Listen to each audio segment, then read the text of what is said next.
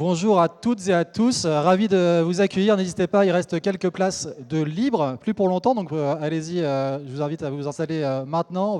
On va démarrer ce bel événement, format Trends et Networking, où je serai ravi de vous accueillir et de vous accompagner pendant toute la matinée pour un avenir numérique responsable au service de l'économie et de la planète, évidemment, en partenariat avec Mindset, Green Metrics, Pure Storage et Green Spector, qu'on remercie pour leur accompagnement et leur confiance. Je serai ravi de vous accompagner tout au long de cette matinée pour ce bel événement et ces enjeux forts et importants. Pour ceux qui ne nous connaîtraient pas assez, peu, et en même temps, nous, on change, on s'adapte aussi au contexte, à la conjecture, donc on se réinvente forcément, donc il y a toujours de l'actualité au hub, et c'est ça qui est très motivant. Donc une plateformisation des contenus tout au long de l'année, c'est finalement la concrétisation de plus de 10 ans d'avancée, d'accélération de vos business sur différentes industries, des communautés que vous pouvez retrouver sur notre site avec 100 000 décideurs qui connectent et qui partagent entre pairs les contenus qui les intéressent, les événements, les replays. Justement, des événements, on en fait beaucoup au Hub et c'en est la parfaite incarnation ce matin. Plus de 150 événements online et offline autour de 21 secteurs d'activité axés sur le numérique et le développement durable, plus de 600 articles par an qui prennent différentes formes rich media, plus de 10 000 cadres formés par an, plus de 90 000 décideurs qui nous suivent et plus de 120 entreprises membres. Justement, parlons-en de ces membres. Vous les voyez ici, vous avez une photographie sectorielle des membres qui nous accompagnent et qu'on accompagne surtout tout au long de l'année. C'est aussi l'accès à des reports et à nos événements, notamment à des prises de parole aussi auxquelles on vous invite. Il y a des interviews Inside Buy que vous pourrez retrouver sur notre site hubinstitute.com. Pour en parler, c'est très simple, les équipes elles sont sur place ici et elles seront ravies de vous renseigner. Et au premier chef, Adine Joanne, qui a ses coordonnées affichées ici, mais ses équipes sont évidemment présentes, je les vois, elles vous saluent. Les reports auxquels justement les membres peuvent accéder tout au long de l'année, c'est l'ADN du Hub, je ne vous apprends rien, c'est ça, c'est aller défricher les tendances sectorisées par un benchmark worldwide, mais aussi sur les salons CES, NRF, Viva Technologies qui arrive tout bientôt. Soyez au rendez-vous, justement, on s'y retrouvera très vite. Et aussi des Hub Review, la prochaine qui paraîtra à l'occasion du Data qui sera dans quelques semaines. Le palmarès Hub 35 Sustainable, là j'attire votre attention en particulier sur cet événement important pour le Hub, de manière à mettre en avant des spécialistes de la RSE, de l'innovation durable, de l'impact positif. L'intérêt, c'est quoi? C'est être connecté pendant 1 an à tout notre écosystème innovant et évidemment bénéficier d'une exposition tout au long de leur parcours professionnel. Les critères, c'est trop tard pour moi, mais bon, 35 ou moins, travailler pour une entreprise de plus de 250 collaborateurs et avoir porté un projet fort. L'annonce, elle se fera le 11 mai, donc dans pas si longtemps, donc renseignez-vous, inscrivez-vous, candidatez surtout lors de l'Impact Leaders Forum. Là, je vous invite à sortir vos smartphones et à prendre le QR code pour tout simplement, je vais laisser afficher un petit moment pour pouvoir simplement vous renseigner, vous inscrire au prochain événement Sustain du Hub, Great Impact évidemment. Impact Leaders Forum, ça se déroulera au siège du MEDEF Avenue Bosquet dans le 7e arrondissement de Paris. On vous y attend tout au long de la journée, jeudi 11 mai. Des insights, évidemment, village de Lino et puis tout ce que vous connaissez de l'expérience qu'on souhaite vous offrir. Nos prochains Trends et Networking, donc ce format d'une demi-journée, ce seront autour, dès jeudi prochain, du tourisme et du divertissement, jeudi 6 avril. Et le 23 mai, on a rendez-vous autour des sujets du luxe, mode et beauté. Les intervenants du jour, on les présentera évidemment comme il se doit au moment de leur venue, mais vous avez un aperçu et le programme est évidemment en ligne pour en savoir plus. Pour partager sur les réseaux sociaux, n'hésitez pas évidemment à tweeter avec ou sans le hashtag avec, c'est mieux. Donc Trends Networking Green IT s'affiche ici. Pour tweeter, il vaut mieux avoir le Wi-Fi. Donc le voici, on a fait simple, 01 02 03 04 05. Vous suivez, merci beaucoup. Enfin, on va démarrer dans le vif du sujet et je vais laisser la parole à Vincent Ducret, CEO du Hub Institute, pour une opening keynote. Je vous remercie et très bel événement à tous. Merci beaucoup.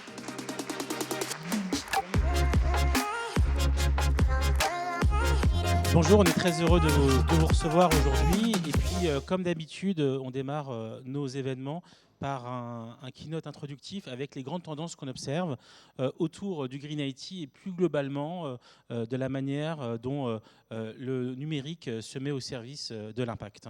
Alors pour démarrer, on va partir sur la première grande tendance qui est autour de l'empreinte du numérique. Alors évidemment, on le sait, hein, d'ailleurs on le voit dans ce schéma, l'énergie c'est 73% aujourd'hui des émissions et le numérique consomme beaucoup d'énergie. Donc on est tous réunis ce matin justement pour réfléchir sur comment on peut améliorer ces enjeux. Alors évidemment, pour beaucoup d'entre vous qui sont assez familiers avec les 3 scopes, sur l'ensemble de la chaîne de la valeur, que ce soit l'approvisionnement, le fret, la prod, et puis toute la partie livraison aval, les traitements des déchets, il y a différentes avancées qui sont faites. Pour la plupart d'entre vous, vous avez déjà fait le scope 1 et vous attaquez maintenant au scope 2 et au scope 3 qui est évidemment beaucoup plus complexe. On a identifié effectivement les 4 grands aspects de la responsabilité numérique des entreprises, à la fois les enjeux sociaux, les enjeux économiques, les enjeux technologiques et puis évidemment les enjeux environnementaux. Alors ça peut faire des listes à l'après-vert. Ce qui est important, c'est la capacité que vous allez pouvoir avoir à prioriser aussi par rapport à l'audit que vous faites en général au sein de vos organisations, de là où vous en êtes et d'essayer progressivement d'avancer sur ces 4 grands enjeux. Alors, ce qui est sûr, c'est qu'aujourd'hui, beaucoup de marques travaillent activement sur la réduction de leur empreinte, surtout dans le secteur du e-commerce, puisqu'effectivement, au-delà de la consommation des sites Internet en termes d'énergie, il y a toute la partie logistique qui impacte aussi, que je vous ai présenté juste avant. Donc, on le voit ici. Voilà, Organic Basic, par exemple, qui développe un site avec une faible consommation d'énergie. On a Volkswagen qui travaille aussi sur toute la partie réduction avec des sites qui récupèrent des codes ASCII pour justement avoir des images qui sont faites en code et plus en JPEG. Donc ça rend l'image beaucoup plus faible en poids et du coup ça consomme beaucoup moins d'énergie. C'est des pistes originales et créatives, hein, comme quoi. Et puis le design, effectivement, à faible impact et minimaliste, comme on le voit avec Redmi. Donc c'est des exemples concrets. Aujourd'hui, clairement, il y a 2 grands enjeux. Il y a d'un côté, effectivement, toute la partie stimulation, économie d'échelle, inclusion, diversité, sur lequel nous, on travaille pas mal au Web Institute. Et puis, on va avoir la partie tout ce qui est Green Tech et Tech for Good, que j'aurai l'occasion de détailler un peu plus. Voilà. Et puis sur la partie 3, bien sûr, des gros enjeux de souveraineté, de cybersécurité. Voilà. Donc l'idée, c'est vraiment de gérer ces 2 grands aspects, et ça demande évidemment beaucoup de travail, des équipes et des partenaires pour vous accompagner. Alors, on est tous évidemment dans cette logique de réduction d'impact grâce au Green IT. Donc on le voit ici avec les 8 R. Alors en français, ça fait plus 8 R quand on met en français, puisqu'il y a mesure et formé. Mais on est bien sur ces sujets et c'est toujours intéressant de continuer à chaque fois, dans le cadre d'un projet en cours, à voir où on en est de ces démarches, celles qui ont pu démarrer, celles qui sont difficilement réalisables et avec quel partenaire là aussi travailler sur ces 8 R. Alors, le deuxième grand chantier, effectivement, dans la réduction, ça va être le pilotage et l'optimisation de tout ce qui est aspect à la logistique et à la livraison. Et c'est vrai qu'on a échangé avec beaucoup d'entreprises qui optent pour ces 2 grandes options. Soit l'option, du coup, plutôt compensation. Du coup, nous, on travaille, par exemple, avec Reforestation, et on était il y a 3 jours d'ailleurs en forêt de Chantilly pour voir concrètement ce que c'est que la reforestation et la régénération des arbres avec différents collaborateurs. Et puis sur la partie droite, vous avez la réduction avec la capture. Alors il y a encore d'autres, bien sûr, initiatives possibles, mais en tout cas, là aussi, c'est rare maintenant l'entreprise avec qui on échange qui n'ont pas démarré une des 2 actions. Alors, après, côté start-up, bien sûr, alors il y en a un certain nombre, donc je vais aller assez vite. Mais l'idée, c'est de vous brosser un petit peu les choses qu'on a pu voir, que ce soit au CES à Las Vegas, où nous étions en janvier, que ce soit à la NRF à New York, où nous étions aussi en début d'année, ou sur d'autres salons et des événements comme Iviatech, sur lesquels on est présent, et on identifie des opportunités et des innovations. Donc là, c'est par exemple sur la partie e-commerce EcoCart qui propose du coup d'augmenter le prix de la livraison pour compenser effectivement la commande en notre carbone. Ça, c'est une initiative qu'on n'a pas encore vue en France, enfin en tout cas pas généralisée sur beaucoup d'acteurs en ligne, mais ça peut être une bonne idée aussi pour les médias, l'édition et autres. On va avoir après tout ce qui est fulfillment et logistique avec 2-3 acteurs qu'on a vus aussi qui sont maintenant bien développés. Et puis on a aussi, ça c'est assez intéressant, l'optimisation de la logistique avec du coup Dynamon qui fait des recommandations au niveau des mètres cubes pour optimiser le remplissage des camions et du coup diminuer le nombre de camions. Il faut savoir par exemple un groupe comme Action, donc un gros retailer hollandais qui est présent en France comme vous le savez, ils ont eux-mêmes designé leurs camions. Et ils ont du coup, ils utilisent les bas de caisse et des volumes qui ne sont pas utilisés sur des camions en gros normaux. Et grâce à ça, ils économisent des milliers de kilomètres par an pour transporter les marchandises. Voilà, donc ça c'est quelque chose. Yes, I'm the CEO of Dynamon. Ça, c'était la vidéo du président qui intervenait. Mais j'ai fait la synthèse, je pense que vous avez compris à quoi il servait. Alors, on passe à la partie traçabilité. Donc, sur la traçabilité, bien sûr, vous avez ces applications B2C que tout le monde connaît. Alors, ce qui est intéressant, c'est qu'il y a eu, comme dans l'événement, dans l'univers des startups, il y en a beaucoup qui disent on est le Airbnb 2. Et donc, maintenant, il y en a beaucoup qui disent on est le Yuka 2. Donc, ça s'est fortement verticalisé. Ça continue et l'idée c'est effectivement de voir, c'est des boîtes qu'on a suivies depuis le début qui ont eu carrément un impact sur la modification par exemple des recettes des acteurs agroalimentaires pour avoir des meilleurs scores. Maintenant le luxe aussi et la beauté réagit et influencé sur le changement des formules, donc c'est assez intéressant. Alors d'autres startups plutôt sur la traçabilité. La traçabilité, c'est des choses que nous on avait vues en Chine depuis assez longtemps puisqu'il y a eu énormément de scandales alimentaires avec beaucoup de morts et puis beaucoup d'arnaques aussi. C'est des choses qu'on voit maintenant se développer. Alors sur du tracking, ça aussi utilise les projets blockchain qu'on voit à droite, Aura ou Ariani. Donc Aura, c'est un consortium et c'est intéressant parce qu'il y a beaucoup d'acteurs du luxe concurrents qui se sont mis autour de ce projet Aura qui permet de tracer l'origine des produits et quand ils arrivent en réparation, on a toute la traçabilité des produits de luxe. Et puis vous avez Ariani qui utilise aussi la blockchain et qui fait des passeports numériques pour des articles. Alors ça, c'était au CES. Et c'est une start-up des Pays-Bas qui propose justement de bien suivre effectivement de bout en bout l'approvisionnement et de certifier l'empreinte carbone des produits. Voilà, après on avance un petit peu, il y a Suez sur la blockchain, sur les matières secondaires qui trace aussi. On avait aussi sur l'authentification voilà, des produits, la protection des marques, beaucoup de choses autour de l'IT qui se développent, la chaîne d'approvisionnement avec l'IT. Alors ça c'est pareil. Vigie, c'est une boîte qu'on suit aussi de près sur la mode, qui permet du coup d'identifier derrière chaque marque quelles sont les actions qui ont vraiment été mises en place et quelle est la filière d'approvisionnement. C'est vrai que nous, on collabore aussi sur la chaîne de valeur de l'habillement et sur la partie du coup refashion. C'est intéressant de voir qu'il y a un secteur qui n'est pas aussi avancé par exemple que le secteur de l'alimentaire, puisque quand on reprend un fil et qu'on le réutilise, le fil est plus fragile. Et donc, du coup, pour refaire un vêtement, les usines doivent tourner de manière moins rapide et du coup, le coût du vêtement est supérieur. Et donc, il faut aussi intégrer toute cette dimension-là. C'est pas comme dans l'électronique, par exemple, où on va fondre les matériaux et les métaux rares et on va retrouver quasiment 100% du matériel. Dans la mode, c'est assez différent.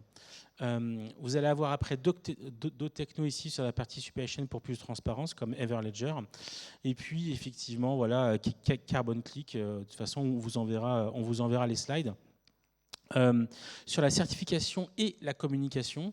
Donc en fait, il y a beaucoup d'acteurs qui se mettent en place et vous voyez le nombre de labels qui apparaît ici.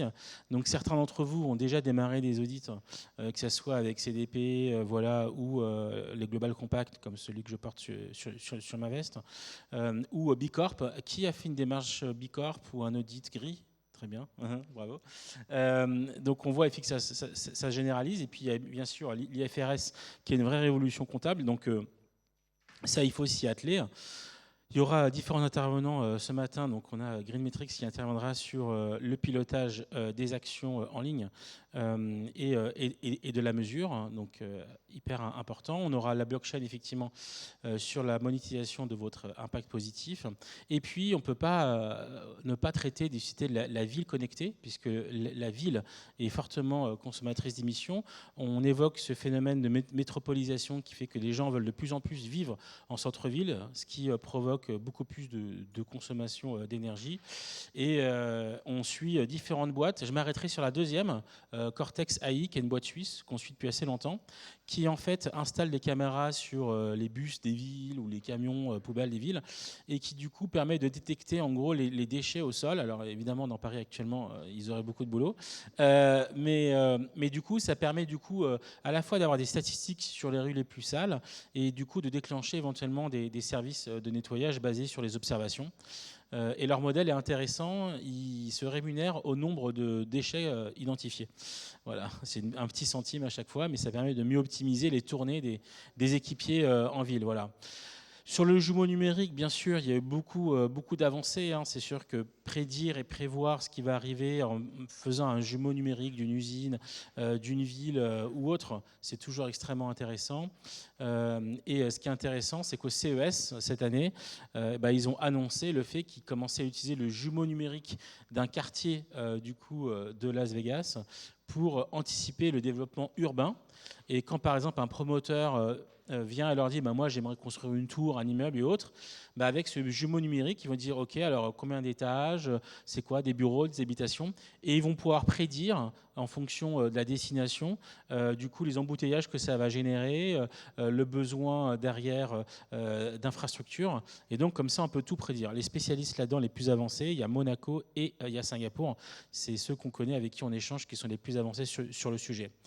Après, voilà, il y a toute une partie solutions IT pour économiser l'énergie, donc on passe un petit peu ces startups. Et je voulais finir avec quelques exemples d'Amazon et Apple. Donc, en gros, c'est des acteurs qui ont pris des décisions assez fortes. Je pense par exemple aux fermes éoliennes d'Amazon. Et puis, un autre sujet, ce sont les toits solaires qu'Amazon a mis sur ses entrepôts. La difficulté des toits solaires, c'est que parfois, il y a des ondes et ça peut être instable. Et donc, du coup, il y a déjà un ou deux toits solaires qui a pris feu sur les entrepôts d'Amazon. Et donc, du coup, ça a bloqué les entrepôts et ça leur a fait perdre des centaines de millions d'euros puisqu'ils étaient fermés pendant des semaines. Et donc, c'est pour ça que c'est intéressant de voir que toutes ces innovations demandent encore et des ajustements et un travail important de suivi. Voilà, il y a aussi tout ce qui est carbonation de la livraison. Donc, la décarbonation, c'est des choses qu'on voit. Vous voyez, 50 sites Amazon sont alimentés par les toits solaires. Voilà, mais certains ont pris feu, donc il faut faire attention, c'est pas évident. Et puis, il y a eu des gros contrats qui ont été faits. Apple, c'est une autre démarche. Apple, juste pour vous informer, c'est intéressant, dans leur rapport annuel, ils ont un Impact Progress Report. C'est pas Impact Report. Et c'est intéressant intellectuellement qui montre qu'en fait, ils ont conscience qu'ils ne sont pas du tout arrivés à destination. Et c'est vrai que parfois, on voit certains groupes français qui font notre rapport d'impact comme si c'était immédiat, alors qu'en fait, on est tous en progrès, nous y compris, quoi. Oui. Voilà, donc ils ont présenté ça récemment. On y va. To make Apple carbon neutral. Wait, no, we've already done that. To make every single Apple product carbon neutral by 2030. Even yours. We're working to make every iPhone, iPad, watch, and Mac with 100% recycled or renewable materials. We're finding new ways to extract aluminum, steel, tin, tungsten, and plastic from recycled Apple products. We're growing enough trees and recycling enough paper to sustain all our packaging. But we can do much more. It's not just what goes into our products, it's also how they're made. Hundreds of manufacturers, distributors, testers, assemblers, disassemblers, and material makers, all upgrading to 100% renewable energy. A lot of them are even going zero waste. But it's still not enough. Manufacturing is just a part of it. What about all of you? This is a big one. Apple devices are all over the world, and by 2030, all of the electricity charging all of your devices will be 100% renewable. So you're a part of this too. Because Apple is going carbon neutral. No, everything Apple is going carbon neutral. Apple has a plan. Voilà, donc c'est assez intéressant. Alors, il faut juste que vous ayez en tête qu'en fait, après discussion avec Orange, la plus grande mine mondiale de métaux rares, elle est en dehors du sol. En fait, il y a eu plus d'extraction de métaux rares qu'il en reste dans la Terre. Et donc, si on cumule tous nos téléphones et tous ceux qui sont en train d'être furnish, eh ben, on n'a pas le choix, il faut réutiliser ces métaux rares parce qu'il y en a plus qui ont été extraits qu'il en reste sur Terre. Voilà, donc là, on voit un peu la démarche qu'ils ont, production, recyclage, efficacité, réutilisation. Et puis, toute la partie, effectivement, où on va pouvoir démonter son téléphone. Donc ça, c'est quelque chose de vraiment nouveau qui n'existait pas avant. Pour conclure, vous allez avoir ici, effectivement, nos différentes formations pour vous accompagner et pour ceux qui le souhaitent. Voilà. Je vous remercie beaucoup et je vous souhaite une bonne journée. À tout à l'heure. Merci beaucoup, Vincent.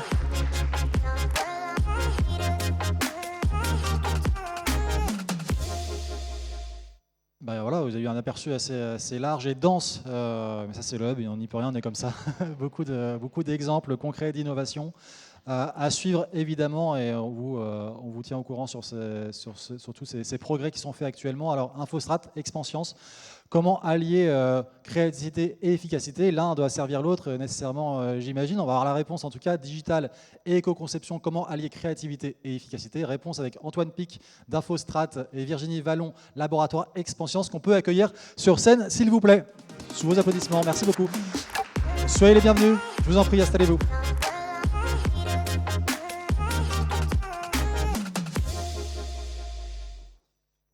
Bonjour à tous, on est ravis d'être là avec vous ce matin. Aujourd'hui, donc, on va vous parler d'un cas pratique de refonte éco-conçue d'un site corporate. Et vous allez voir qu'à travers ce cas, éco-conception peut rimer avec efficacité, c'est souvent le cas, mais peut aussi rimer avec esthétisme, et c'est plus souvent critiqué. Avant ça, on va commencer par se présenter. Tout à fait, donc je vais démarrer. Donc bonjour, je suis Virginie Vallon, je suis responsable digitale au sein de la direction communication des laboratoires Expanscience. Donc Expanscience, je vais vous le présenter rapidement, je ne veux pas vous le présenter juste pour faire de la pub pour nous, mais c'est important que vous compreniez qui on est pour comprendre pourquoi derrière on a mis en place une démarche d'éco-conception lors de la refonte de notre site. Donc Expanscience, c'est une entreprise qui est familiale, indépendante, créée en 1950 par le père de l'actuel président. Et cette entreprise, elle est hyper engagée. Alors, d'abord, par rapport à nos secteurs d'activité, on en a deux, c'est le traitement de l'arthrose et la dermocosmétique. Et donc là, si je vous dis que notre marque phare, c'est Mustela, vous allez un peu mieux nous connaître, parce que si vous êtes parent, vous devez connaître Mustela. Et donc, une des caractéristiques de notre entreprise, c'est d'être très engagé en RSE, puisque dès 2004, alors que ce n'était pas encore à la mode, notre président a signé le Pacte mondial des Nations Unies. Et puis, on a avancé avec des cycles d'engagement. En 2018, on a été labellisé Bicorp. Donc, Bicorp, Vincent en parlait tout à l'heure. Bicorp, c'est un label pour les entreprises qui suivent, qui respectent des normes environnementales et sociétales très élevées. Et en 2021 aussi, on est devenu société à mission, donc on a inscrit la mission de notre entreprise qui est d'aider les individus à façonner leur bien-être dans les statuts de notre entreprise. Donc tout ça, pourquoi je vous raconte ça? C'est parce que quand on a envisagé la refonte de notre site internet, on s'est dit que si un site devait monter nos engagements, on ne pouvait pas le faire lui-même engagé. Donc ça a été dès notre brief à Infostrat le fil rouge qui était qu'on voulait un site éco-conçu et aussi, ça on n'en parle pas aujourd'hui, mais un site aussi accessible, pour qu'il soit accessible à l'ensemble de nos cibles. Voilà. Et donc moi je m'appelle Antoine Pic, je suis lead UX chez Infostrat. Infostrat, c'est une agence digitale indépendante dont tout est produit en interne, donc que ce soit de la stratégie au développement web, en passant par l'UX, l'UI ou encore la conception-rédaction. Tout est chez nous et d'ailleurs on est la première agence labellisée ou certifiée Origine France. On est aussi très content de porter la voix de l'éco-conception, que ce soit ici ce matin avec vous, aussi en interne, on évangélise nos collaborateurs à travers des fresques du numérique et on évangélise également nos clients quand ils ne sont pas aussi ouverts ou aussi au fait que Expanscience. Souvent, on doit expliquer un petit peu la démarche et on propose des outils digitaux sur mesure et éco-conçus. Donc là, on va vous montrer plus concrètement comment on a pu travailler sur le cas pratique d'Expansience. Alors, tout à l'heure, je vous disais que pour nous, on ne pouvait pas faire un site qui montrait nos engagements sans avoir un site engagé. Mais on s'intègre dans un contexte qui est un impact numérique fort. Et on se rend compte aujourd'hui que le réchauffement climatique, c'est une réalité. Et on n'avait pas le choix aussi C'était évident pour nous qu'il fallait intégrer ces enjeux-là. Donc toutes les industries ont un impact sur l'environnement et sur les émissions de CO2. Le numérique représente aujourd'hui 4%, donc c'est déjà plus que l'aviation civile, et est en croissance exponentielle, donc il y a quelque chose à faire de notre côté. Et donc nous qui sommes communicants dans le milieu du digital, qu'est-ce qu'on peut faire? Donc nous, notre rôle, ça va être d'éco-concevoir nos outils digitaux pour essayer d'avoir le moins d'impact possible sur la planète et donc sur ses habitants. Donc sur la méthodo, quand on pense éco-conception, souvent on pense au code technique. Il faut savoir que le code, ça représente 20% des réductions d'impact environnementaux. La plus grosse partie se passe plutôt en amont sur la réflexion sur les fonctionnalités, sur les parcours utilisateurs. Donc essayer d'être sobre fonctionnellement et de trouver les bonnes fonctionnalités qui seront utiles et utilisées pour les utilisateurs. Donc nous, on a commencé notre démarche de cette manière-là, avec des ateliers avec Expansience pour identifier les fonctionnalités qui étaient inutilisées ou pas assez, et pour peut-être s'en séparer ou trouver des alternatives, et identifier les fonctionnalités qui étaient utiles, mais qui avaient un impact fort, pour essayer également de trouver des alternatives et trouver comment répondre aux besoins utilisateurs, mais en ayant moins d'impact. Je continue. Ouais.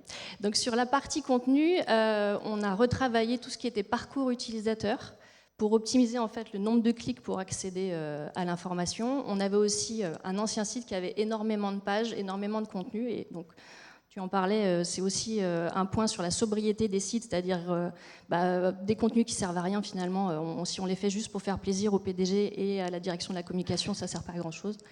Donc on a fait ce travail aussi de se dire, on veut réduire le volume des pages, on veut aussi réduire la quantité de contenu par page. Et on a aussi simplifié notre arborescence. Du coup, tu peux passer au slide suivant, parce que la simplification de l'arborescence, au départ, lors des ateliers avec Infostrat, une de vos recommandations, c'était de supprimer le moteur de recherche. Donc on s'est dit, ah ouais, quand même, comment on va faire pour retrouver des contenus? Et en fait, le fait de retravailler l'arborescence c'est super intéressant, une arborescence qui, dès l'intitulé, raconte une histoire, ça permet de se passer du moteur de recherche, parce qu'on n'a pas juste une rubrique engagement ou une rubrique entreprise.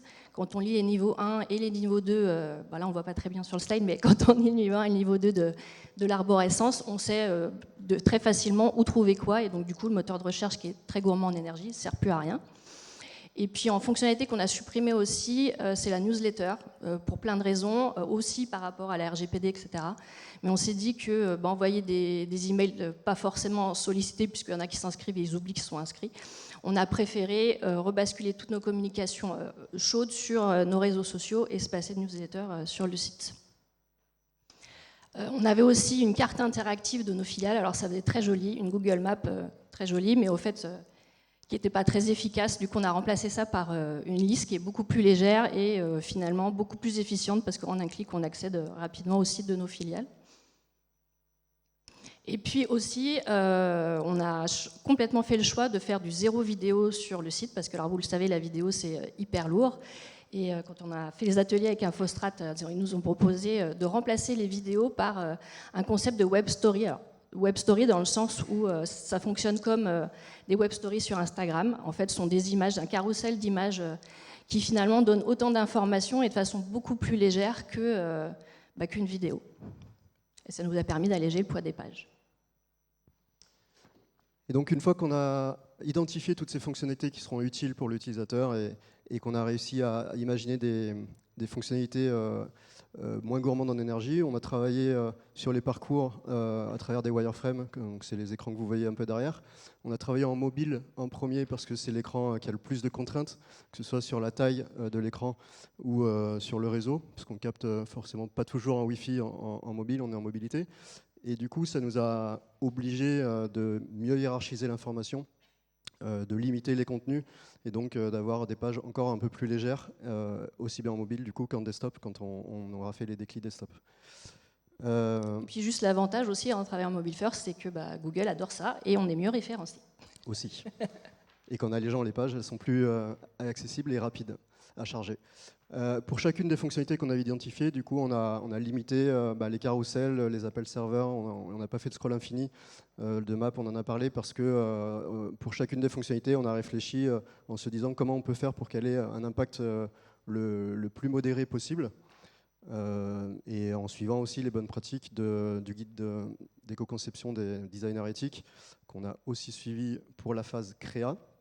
Donc dans ce guide-là, que je vous invite à lire si vous ne le connaissez pas, on nous donne beaucoup de bonnes pratiques, notamment sur les illustrations, sur le choix des typos, sur les micro-animations. Et donc dans la phase créa, on a vraiment suivi toutes ces bonnes pratiques-là. On est parti de la charte graphique d'Expansions qui existait déjà, et on l'a enrichi pour suivre un petit peu la raison d'être d'Expansions, avec des couleurs plus chaleureuses et plus humaines. Et une fois qu'on a enrichi cette charte, on a suivi toutes les bonnes pratiques pour essayer de la mettre en œuvre de la manière la plus verte possible. Et là, c'est amusant parce que là, vous avez des exemples d'écran du site. Mais en fait, quand on a présenté la démarche d'éco-conception au comité de direction, ils nous ont dit ok, pas de vidéo, pas de moteur de recherche, moins de contenu, une charte graphique allégée, mais il va être moche le site en fait. Et quand on est venu avec les premières maquettes, ça les a convaincus qu'on pouvait effectivement faire un site éco-conçu, coloré, chaleureux et quand même léger, quoi. Voilà. Et donc, comme on fait tout en interne, on a aussi travaillé sur la phase de développement, donc qui est importante, comme on l'a dit au début, puisqu'elle prend quand même 20% de l'impact des émissions. Donc on a allégé, là pour le coup, on a plutôt suivi les bonnes pratiques, les 115 bonnes pratiques de Green IT, qui est un livre que je vous invite aussi à acheter et à lire, où là c'est très normé, très simple à lire, on a une fiche par page. Et donc on a suivi toutes ces bonnes pratiques pour alléger encore le poids des pages avec un code plus propre. Donc les résultats, en fait, une fois qu'on a fait ce site-là, c'est bien, on trouve qu'il est joli, il répond bien à la raison d'être d'Expansions et il est éco-conçu. Mais encore faut-il pouvoir le prouver en quelque sorte. Donc on a voulu calculer l'impact de notre démarche et de notre refonte. Et pour faire ça, on a utilisé le plugin de Green IT qui est disponible en open source, je crois d'ailleurs, et gratuit. Et donc on a calculé ça en faisant des parcours utilisateurs, donc ce qu'on appelle des unités fonctionnelles. C'est pouvoir pour un utilisateur se dire je dois soigner mon arthrose, comment je fais pour trouver l'information. Donc j'arrive depuis la homepage et je vais me balader sur le site pour arriver à trouver mon information. Le plugin va calculer ce parcours-là, donc je vais passer par plusieurs pages, je vais scroller des pages, je vais ouvrir des vidéos, etc. Et donc on a fait ce parcours avant et le parcours après la refonte pour trouver la même information. Donc il y a moins d'étapes parce qu'on a simplifié l'arborescence, on a cuté des pages. Et on se rend compte que sur les 7 parcours qu'on a calculés, on a été plus éco-responsable dans tous les cas, avec une baisse moyenne de 25% des émissions de CO2. Et puis là, vous avez l'exemple à gauche, c'est l'ancienne page d'accueil, à droite, c'est la nouvelle. Donc vous voyez qu'elle est aussi colorée avec autant d'images. Et pourtant, on est passé de 12 grammes de CO2 sur l'ancienne page à 0,3 avec la nouvelle page d'accueil. Et ça, en fait, on l'a mesuré avec un plugin qui s'appelle Website Carbon. C'est un petit plugin qu'on a mis en bas de chaque page. Parce que notre objectif, c'était aussi de montrer que la démarche, elle avait une raison d'être et que ce plugin, ça montre en fait à chaque internaute qui vient visiter le site combien on dépense en énergie par visite. Et donc, on est assez content de passer de 12 grammes à 0,3. Et puis c'était important aussi pour nous, alors j'ai expliqué tout à l'heure qu'on avait supprimé des contenus, mais là pour le coup on en a ajouté un qui nous paraissait hyper indispensable, c'est celui d'ajouter une page sur l'éco-conception pour expliquer notre démarche. Et là c'était pas du tout pour se faire mousser en disant vous voyez notre site comme il est beau, il est conçu. Là vraiment c'est un objectif pédagogique de se dire si les gens qui viennent visiter le site lisent cette page et que derrière ça plante une petite graine dans leur tête en disant ah ouais moi aussi je peux faire, enfin faut que j'en parle moi aussi, il faut que je fasse un site éco-conçu, ça nous paraissait hyper important d'expliquer cette démarche de pourquoi on l'a fait et d'être transparent avec nos publics. Et du coup, alors là pour le coup c'est plutôt pour se faire mousser parce qu'on est content. Le site on l'a sorti en 2022 et on a eu plusieurs récompenses. Et ce qui est chouette, c'est de voir que ces récompenses en fait elles ont été données dans la catégorie des sites corporate. Donc ça montre qu'on peut faire un site qui soit efficace, beau et dans la catégorie en face d'autres sites qui n'étaient pas forcément éco-conçus. Voilà, donc on est très contents tous les deux voilà, de ces résultats. Et voilà. On a 1 minute d'avance. On a 1 minute d'avance. Je vous en prie. Merci beaucoup.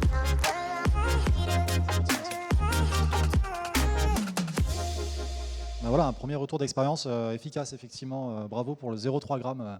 Donc pas de moteur de recherche, ça fait partie des basiques, effectivement. Ça consomme énormément, c'est inspirant.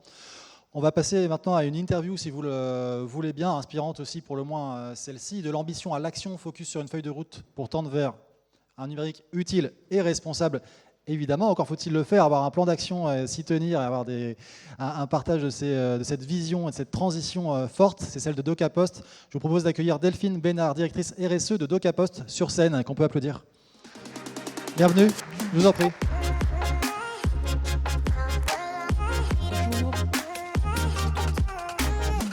Bonjour, bienvenue. Merci, bonjour. Alors, DocaPost, qu'on connaît bien au Web Institute. Alors, vous êtes directrice RSE. Est-ce que vous pouvez nous rappeler, simplement pour démarrer notre échange, qui est DocaPost et quels sont les enjeux pour tendre justement vers notre discussion d'aujourd'hui, le numérique responsable? Oui, bien sûr. Donc, DocaPost, on est une filiale du groupe La Poste et on est une filiale numérique. Donc, on a des clients B, contrairement à notre groupe qui a des clients B et C également. Et nous, notre cœur de métier sont les solutions numériques. On a des métiers un peu historiques qui étaient un peu moins numériques, mais aujourd'hui, 75% de nos activités sont numériques. Et ça va être des solutions que l'on vend à nos clients pour les accompagner dans leur transition numérique. Par exemple, vous connaissez peut-être Digipost, le coffre-fort électronique. Il y a des solutions de signature électronique, d'archivage, de vote électronique, de facture électronique. Donc tout un panel de solutions directement liées avec les services numériques et du coup en lien direct avec les problématiques de numérique responsable.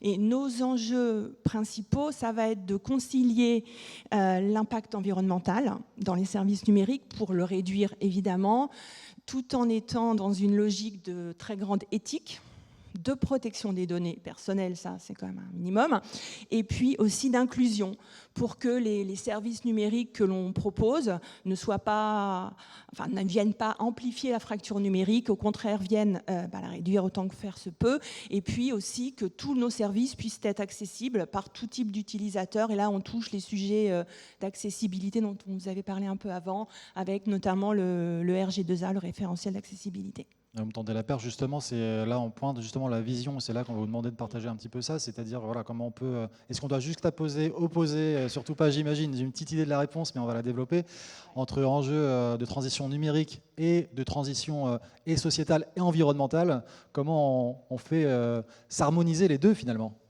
Évidemment qu'on les juxtapose, hein.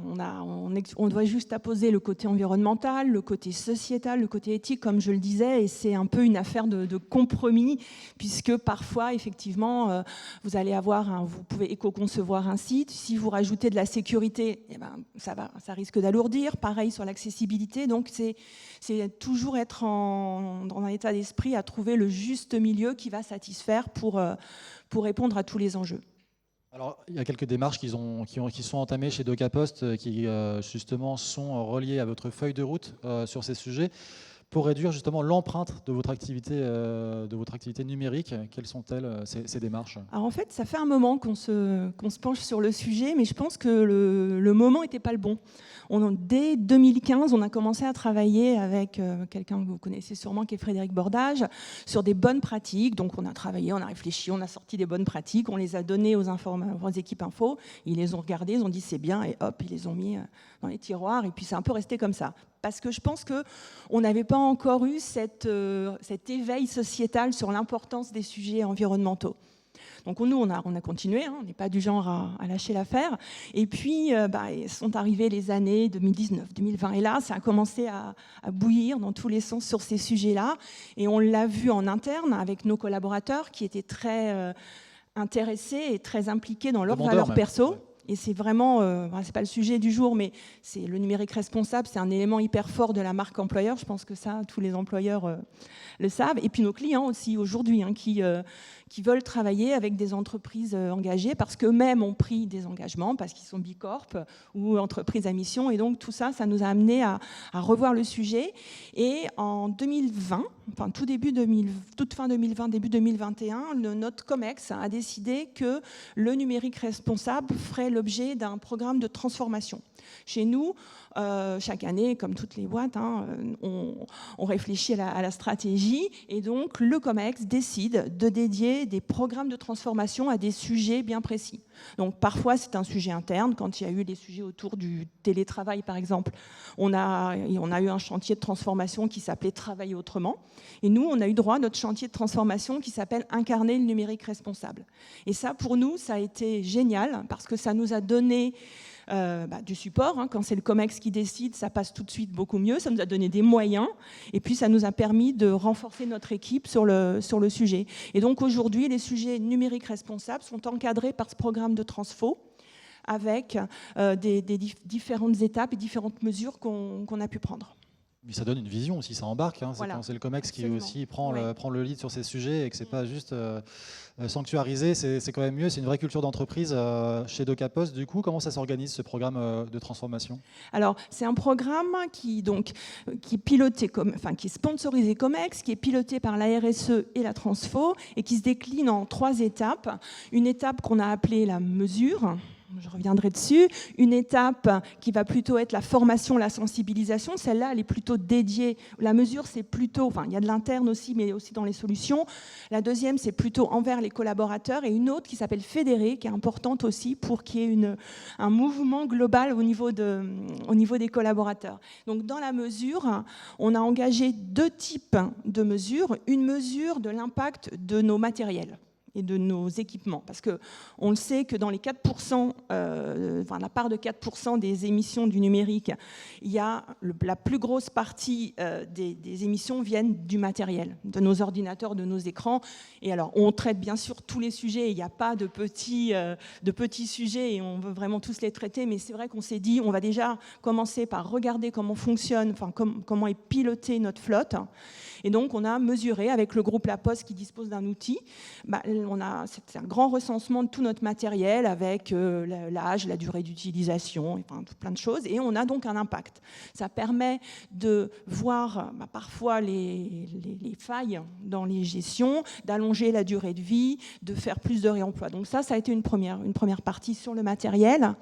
Et on a un gros chantier qui est piloté par quelqu'un dans mon équipe qui a un profil beaucoup plus technique que moi, parce que moi, je suis plutôt sur un sujet RSE, que j'ai pas la formation tech qui va bien pour aller creuser un peu plus dans la technique.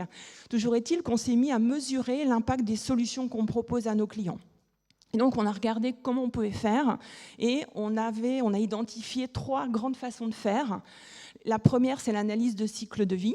Donc ça, c'est peut-être le nec plus ultra, sauf qu'une analyse de cycle de vie, c'est long, c'est cher, ça implique beaucoup les équipes pour la partie définition. Bon. Après, il y a des outils qui sont sur le marché et on a des gens dans la salle qui vont parler après qui le font, qui nous permettent d'avoir une mesure plus précise, une mesure plus précise, mais moins précise que la CV, mais qui nous permet quand même d'avoir un équivalent CO2 et puis surtout d'adapter aux pratiques, parce que l'idée, c'est pas la mesure pour la mesure, c'est l'amélioration. Parce qu'on voit beaucoup de gens qui mesurent, qui veulent se comparer aux voisins, ou aux concurrents plutôt, sauf que de toute façon, vous allez mesurer un certain scénario dans une solution et le comparer aux voisins. Bon, oui, ça peut, si c'est meilleur que le voisin, tant mieux, mais ça n'a pas une vraie... pour le coup, c'est pas une vraie valeur. Au service de la prise de décision, finalement. Voilà, exactement. Alors que vous faites votre mesure, et là, vous faites apparaître vos défaillances et vos pistes d'amélioration, et vous remesurez, là, vous pouvez voir que vous êtes amélioré. Donc, on a ces outils-là. Et puis, il y a aussi des outils plus simples, plus basiques, qui sont plutôt dans une optique de sensibilisation, mais qui, quand même, peuvent être utilisés pour un point de départ. Donc, nous, on jongle un peu avec ces trois outils. On a fait des ACV, on a travaillé avec Green Spector sur des solutions et aussi sur notre site web qu'on a aussi revu. Et puis, au fil de l'eau, quand on veut montrer à des équipes IT, parce que ce que je n'ai pas dit, c'est qu'on a à peu près 7500 collaborateurs, et parmi ces 7500 collaborateurs, on a 1800 IT. Donc des développeurs, des architectes, des UX, UI, donc bon, on a beaucoup de monde à adresser. Et donc quand on veut déjà dans un premier temps éveiller un peu, ouvrir un peu les chakras, on leur fait une petite mesure basique, et puis ils se disent aïe aïe aïe, il y a quelque chose à faire, quoi. Donc c'est un peu notre façon de faire. Très clair. Alors comment les entreprises, et ce sera la dernière question, elles peuvent s'appuyer justement sur ces porteurs de solutions innovants et pour notamment accélérer le rôle du numérique dans leur transition durable? Parce qu'il nous faut des outils pour savoir où on en est et comment s'améliorer. On peut pas. Alors on a des bonnes pratiques d'éco-conception, on peut faire des fiches, on peut aller chercher les gens, mais il faut absolument leur montrer factuellement un résultat.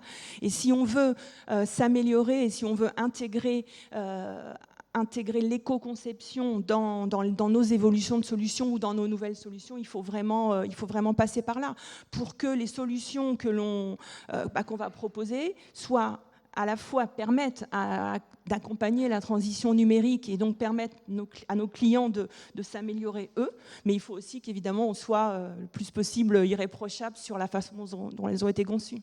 La preuve par l'exemple aussi. La preuve évidemment. par l'exemple, exactement. Merci beaucoup Delphine Bénard, qu'on peut applaudir évidemment. Merci beaucoup. Bonne suite d'événements à vous. On va enchaîner avec un nouveau témoignage. Mieux que ça, un case à vous proposer, à vous partager, mise en œuvre d'une démarche, encore une fois, d'éco-conception de services numériques au sein de France Télévisions avec la solution GreenSpector. Pour en parler justement, Thierry Lebouc de GreenSpector et Pierre Penn de France Télévisions, que je vous invite à applaudir et à accueillir sur scène, s'il vous plaît. Bienvenue, monsieur. Bonjour. Bonjour à tous. Je m'appelle Thierry Lebouc, donc je suis le président de GreenSpector et cofondateur. Bonjour tout le monde, je suis Pierre Penn, je suis responsable de la cellule architecture à la direction du numérique de France Télévisions.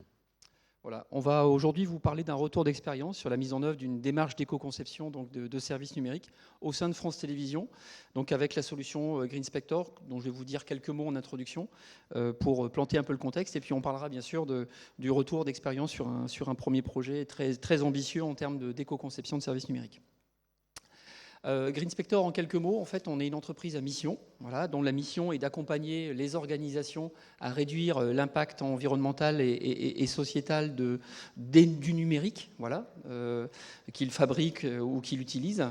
Éditeur de solutions en éco-conception, ça veut dire qu'on met à disposition des outils qui vont permettre derrière de mesurer, d'analyser et de permettre le progrès, comme on le disait à l'instant, pour pouvoir entrer dans cette démarche d'amélioration, de construction d'un numérique qui sera plus soucieux de l'impact environnemental.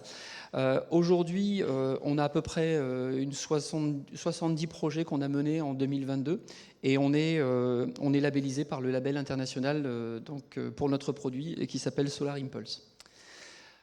En quelques mots sur la solution GreenSpector, en fait, c'est une solution qui va partir des usages, puisque c'est bien ça qu'on va mesurer, c'est ça qu'on va utiliser. On ne va pas juste charger une page et regarder quel poids elle a ou on va rentrer dans le détail. Comment j'utilise ce service pour pouvoir vraiment mesurer ce qui se passe derrière quand je l'utilise au quotidien, côté utilisateur. Donc on va définir finalement ces usages, on va les définir et les designer pour les automatiser. On va envoyer tout ça à un banc de mesure qui va vous attendre pour faire de la mesure. Ce banc de mesure, il a la particularité chez GreenSpector d'être un banc de mesure réel, avec de la prise d'informations qui est elle-même réelle, puisqu'on va avoir des wattmètres matériels ou logiciels derrière, ou des sondes réseau, qui vont permettre de collecter toutes ces informations de consommation, donc des flux. Et puis derrière, on va pouvoir analyser toutes ces données dans un outil d'analyse qui va permettre bien sûr de rentrer dans cette analyse de consommation et bien sûr de rentrer dans une démarche d'amélioration, de réduction d'impact. Un petit slide juste pour vous montrer une analyse très globale avec des éco-scores très haut niveau qui vous permettent de piloter un éco-score, de piloter ce qui se passe finalement côté réseau, dans la logistique de la donnée, ce que vous transportez depuis les serveurs ou depuis le client vers le serveur. Et puis derrière aussi la consommation qui a lieu sur le device, sur lequel on va, ici on a 4 phases que vous voyez en rouge, orange et vert, et bien des phases sur lesquelles on va pouvoir concrètement agir, et d'autres sur lesquelles effectivement il y a peut-être pas vraiment de gras, sur lesquels c'est sous contrôle, et là-dessus effectivement ça nous permet d'avoir aussi cette information quand tout se passe bien. On va pouvoir aussi avoir de la détection dans les pages ici, on analyse une page, on va pouvoir avoir des retours de ce qui se passe dans une page, et puis on va aussi pouvoir ensuite rentrer dans le détail du graphe de la consommation, donc ici par exemple de l'énergie, qui va permettre de donner des tendances, de savoir à quel endroit ça fait mal et de rentrer dans une logique de correction. Voilà. Donc pour vous présenter très rapidement la direction numérique de France Télévisions, c'est elle qui est chargée de la diffusion des contenus de France Télévisions sur l'ensemble des supports numériques. Donc elle propose une multitude de sites web, d'applications iOS, Android, et nous sommes également présents sur les télés au travers des box FAI, au travers d'applications Apple TV, Android TV, Fire TV, et également sur des Smart TV, Samsung et LG. La direction du numérique, enfin les équipes de la direction sont organisées autour de 2 grandes offres de produits qui sont l'info avec France Info, que vous connaissez certainement, donc l'info région et l'info outre-mer, la première, qui sont présents sur site web et applications, et une offre programme avec la plateforme France.tv, qui est la plateforme vidéo de France Télévisions, qui est présente sur l'ensemble des supports, et également une offre, des produits à destination de la jeunesse, avec Lumi et Oku, et NoYou, dont nous allons parler aujourd'hui, qui est une toute nouvelle offre éditoriale que nous allons vous présenter.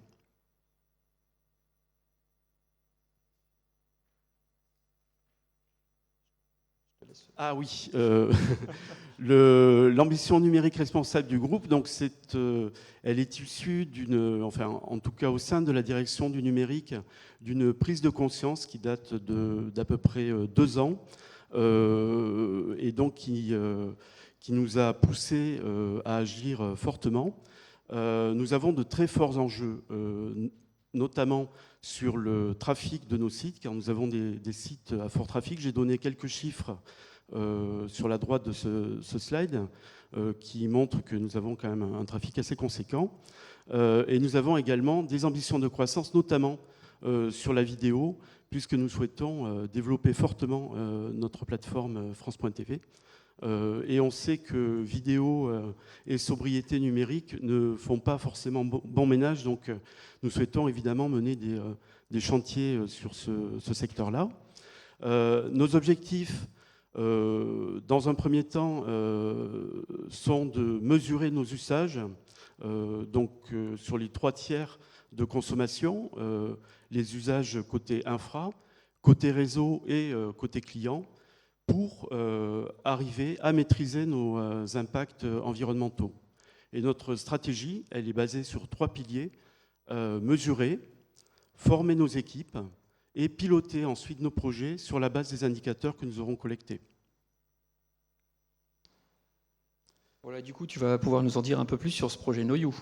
Voilà. Donc pourquoi la collaboration entre GreenSpector et France.tv? Tout est parti d'un projet que nous avons lancé en 2021, qui était ce projet NoYou, qui était une nouvelle offre éditoriale que je vous présente sur la slide suivante. Et ce qui a été à l'origine de notre collaboration avec GreenSpector, c'est donc la volonté d'avoir une évaluation globale du projet, mais dès le démarrage du projet. Donc le projet a été l'occasion de mettre en place une démarche qui a été initiée dès le démarrage du projet, et qui nous a permis de travailler avec GreenSpector dans le cadre d'une collaboration également avec EcoAct. EcoAct s'occupait de la partie audit, et GreenSpector nous a fourni les outils qui nous ont permis de nous évaluer pendant toute la phase de ce qu'on appelle le build du projet, donc jusqu'à la mise en prod. présentation très rapide de Noyou, qui mériterait une présentation plus complète. Donc Noyou, c'est une nouvelle offre éditoriale que nous avons donc lancée en 2021, en novembre 2021, et qui a qui est centrée éditorialement sur les questions du changement climatique et les problématiques de transition qui sont associées à ces questions-là. Elle cible un public de jeunes de 15 à 35 ans, qui est un public que France Télévisions n'arrive pas tout à fait à bien toucher. Donc pour nous, c'était l'occasion également d'étendre notre public. Le site a été construit et vit avec de nombreux partenaires. On peut citer l'ADEME et Météo France qui contribuent au contenu que vous pouvez trouver sur le site. Nous avons également une chronique hebdo sur la chaîne France Info. Et ce qui est important de dire, c'est que dès le début, nous avons fait des choix forts orientés sur la sobriété du site, notamment des choix d'éco-conception, comme ceux qui ont été décrits dans une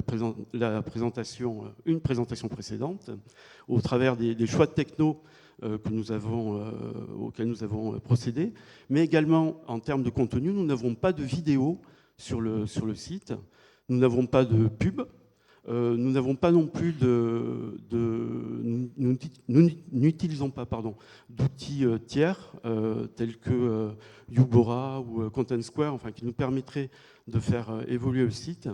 Et en termes d'analytique, nous utilisons un outil interne qui nous permet de mieux maîtriser les impacts liés à la mesure de trafic sur notre site. Voilà, pour revenir rapidement, cette prise de conscience, elle vient aussi d'une évaluation initiale, comme on le disait, savoir effectivement ce que ça représente pour donner du sens. On parle de 1% de l'impact dans un produit ou dans un service numérique. On s'aperçoit très vite, quand on collecte l'ensemble des données qui contribuent à fabriquer le service numérique, qu'au final, au démarrage du projet, avec une audience espérée d'un certain nombre de personnes qui vont passer un certain temps sur le projet, on est à peu près à 27% de l'impact uniquement dans l'usage du service numérique, dans la diffusion de ce service numérique. Quand on prend une audience plus large, et qui était celle qu'on cible, on va dire à 4 ans, on s'aperçoit que l'impact de l'usage de ce service numérique devient prépondérant dans l'impact. Donc ça permet aussi de faire prendre conscience que tout ce qu'on va faire dans le projet va avoir du sens derrière pour pouvoir finalement rentrer dans une démarche d'amélioration et mettre tout le monde dans la même barque pour réduire cet impact. Une fois qu'on a fait ce passage-là, c'est comment on engage les équipes. Donc là, on ne parle pas de solution, on parle plutôt de finalement s'adapter, quelles sont les bonnes pratiques à avoir dans les équipes pour pouvoir les former, identifier. On est plutôt sur un site de contenu quand même si on essaie d'éviter la vidéo, mais il y a quand même bien sûr la recherche de contenu pour pouvoir échanger avec les utilisateurs et les impliquer. Donc forcément ici, on va mettre l'accent sur ces sujets-là et sur aussi des sujets qui sont souvent utilisés. C'est qu'on a tendance à mettre des scripts, ce que tu disais Pierre, on a essayé d'éviter d'en mettre le moins possible, en tout cas on va essayer d'en mettre le moins possible, pardon. Et donc ça a permis aussi d'intégrer cette dimension-là très très tôt dans le projet par ces bonnes pratiques qui ont été choisies sur le projet. Derrière, eh bien, on est passé très vite à de la mesure parce que dès qu'on a quelque chose qui est opérationnel, dans l'accompagnement qu'on a proposé initialement à France Télévisions, c'est que très vite, on est rentré dans les parcours. Qu'est-ce qui se passe quand j'arrive dans mon application, comment je navigue dedans. Donc j'arrive par une home page, j'ai un flot d'informations, donc je vais pouvoir jouer avec, rentrer dans un article, etc. etc. Et c'est tout ça qu'on va pouvoir mener, et on voit qu'il y a des étapes qui sont dans le rouge, il y en a qui sont plutôt sous contrôle, et donc c'est bien sûr déjà à ce moment-là du projet, dès le début, dans les premiers sprints du projet, qu'on commence à mesurer et qu'on peut aussi se poser des questions avant d'aller plus loin, avant finalement de faire tout le site de manière peu sobre, on va dire. Et ici, ça a permis aussi d'avoir des préconisations très tôt dans le projet pour pouvoir ensuite dérouler un certain nombre d'actions positives.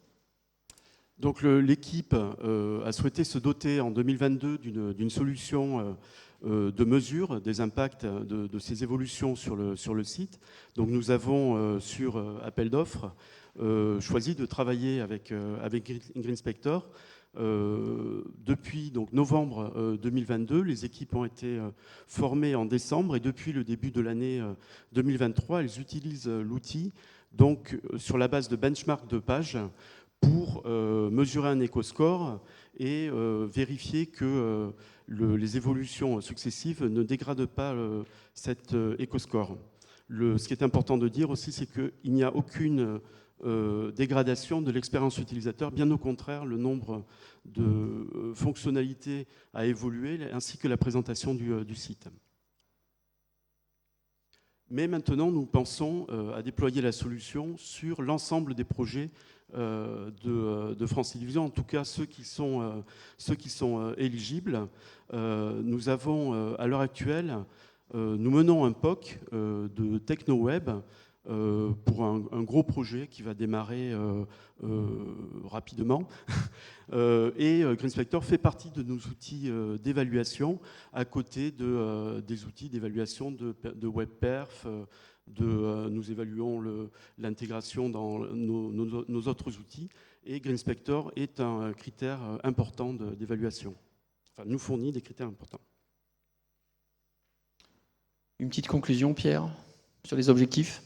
Oui, donc nos équipes maintenant disposent d'un outil qui nous fournit des indicateurs dont je parlais tout à l'heure sur les impacts des évolutions. Donc ce qui est important de dire, c'est qu'effectivement, on se compare à l'intérieur d'un projet sur des évolutions successives. Il nous reste à déployer la solution sur l'ensemble des équipes et donc à former nos équipes pour qu'elles soient autonomes sur la production de scénarios. On parle ici d'une démarche qui était innovante au départ et qui devient une démarche industrialisée en quelque sorte, qui va être intégrée à nos processus d'intégration continue.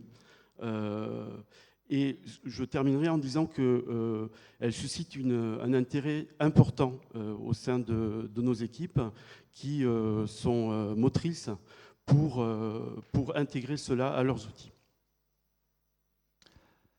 Bien, je pense que merci pour cette conclusion, Pierre. Effectivement, et GreenSpector est ravi en tout cas d'accompagner France Télévisions sur ce déploiement avec un outil qui sera robuste pour accompagner l'ensemble des projets, qu'ils soient web, mobile, et on a vu connecté aussi avec pas mal de devices connectés. Voilà. Merci. Merci beaucoup.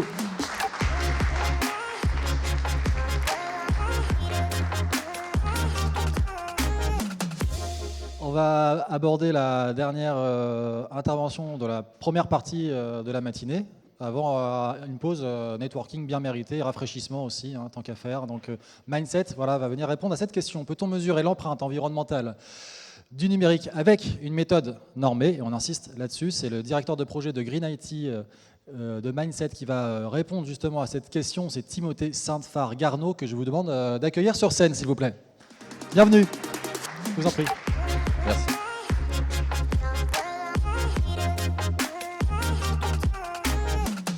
Donc, bonjour à tous. Donc effectivement, on est réunis aujourd'hui pour essayer de répondre à la question: peut-on mesurer l'empreinte du numérique avec une méthode normée? Avant de démarrer, je voudrais un peu sonder le public et savoir qui parmi vous a déjà mesuré l'impact environnemental de son système d'information. Et lever la main pour essayer un peu de sonder. On est en cours, d'autres personnes. Ok. Bon, c'est pas étonnant, c'est quelque chose qui n'est pas encore très répandu. Et pourtant, vous le savez, ou maintenant on le dit de plus en plus, le numérique, c'est quand même 4% des émissions de CO2 dans le monde, équivalent au secteur de l'aviation. Et surtout, selon l'ADEME, on va multiplier par 3 l'impact du numérique d'ici 2050 si on ne met pas en place des actions de réduction.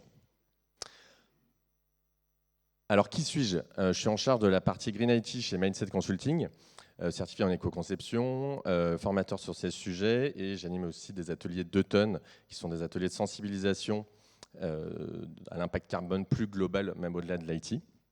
Je ne suis pas tout seul, évidemment, chez Mindset. On est 80 consultants et on existe depuis une douzaine d'années. Aujourd'hui, je vais me focaliser sur la partie Green IT, mais effectivement, on fait d'autres choses chez Mindset et de base, on a une expertise tech.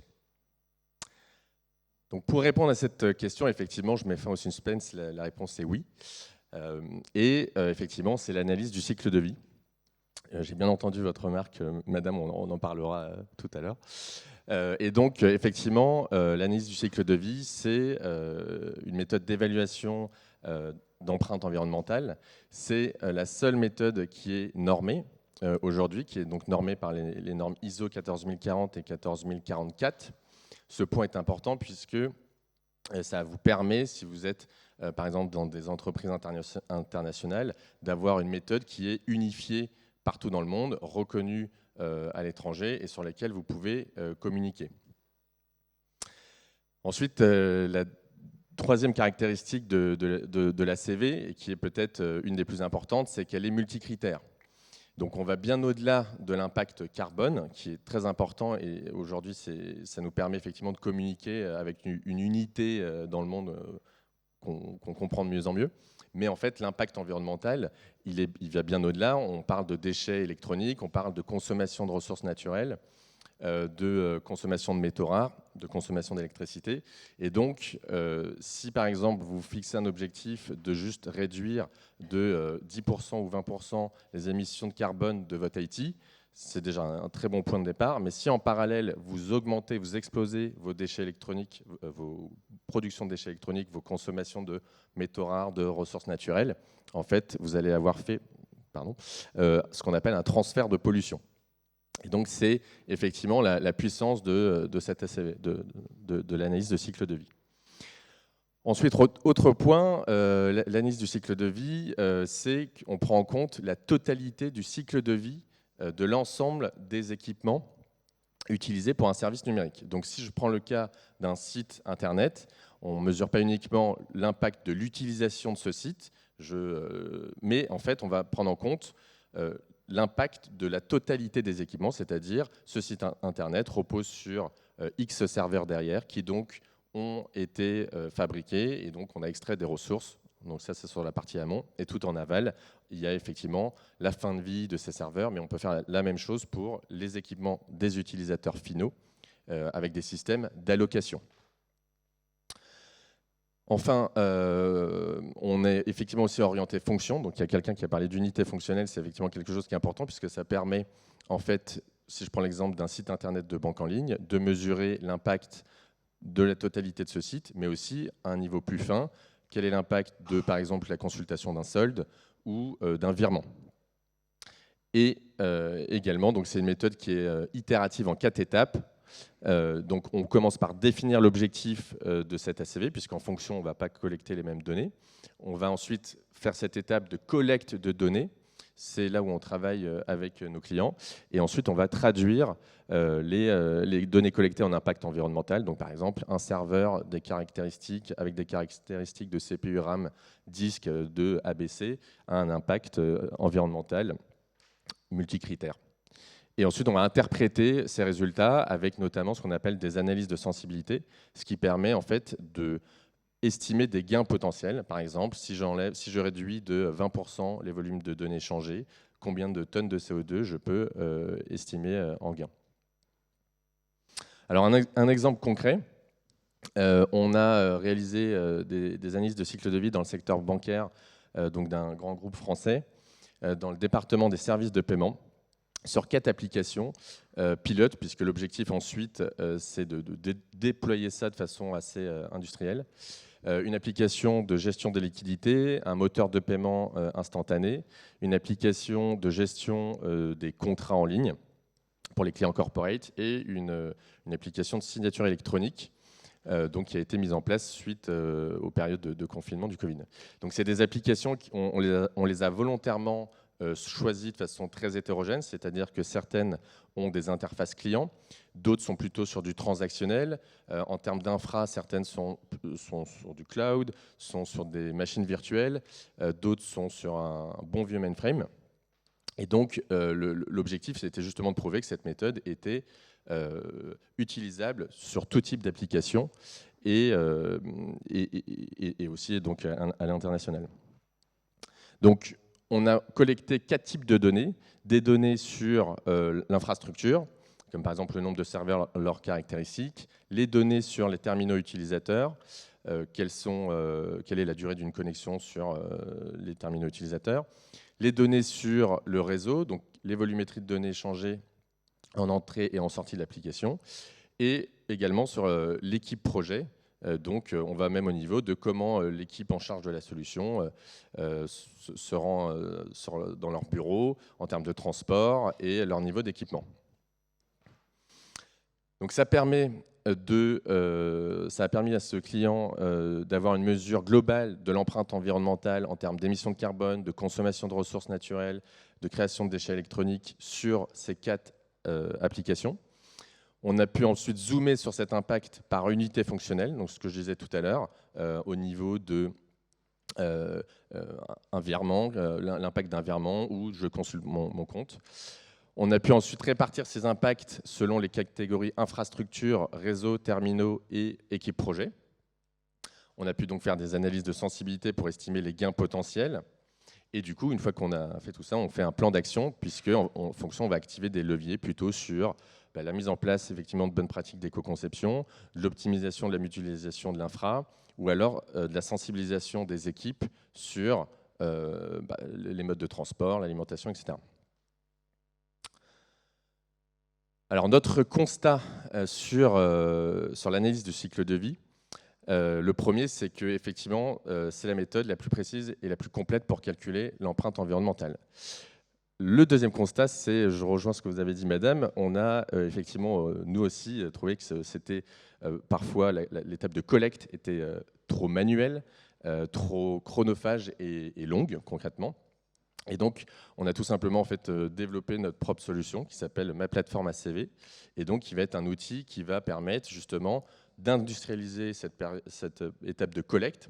Et donc, du coup, on va gagner en fait, beaucoup de temps dans une application qui va pouvoir être à destination des différents référents, un responsable d'infra, un responsable terminaux, un responsable réseau. Alors, ce n'est pas forcément l'objet de cette présentation, donc on pourra en parler par la suite, mais effectivement, nous, on a industrialisé cette méthode d'analyse de cycle de vie avec un outil. Voilà, donc pour terminer, effectivement, pour résumer à cette question, peut-on mesurer l'empreinte du numérique avec une méthode normée? La réponse est oui. C'est encadré par les normes 14040, 14044.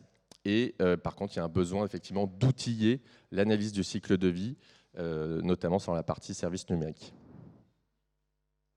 Merci. Merci beaucoup. Je vous propose de poursuivre, d'engager les échanges. C'est le moment. On va faire une pause networking, échange entre vous, à pause fraîcheur aussi. On se retrouve à 11h15 pour la suite. À tout à l'heure.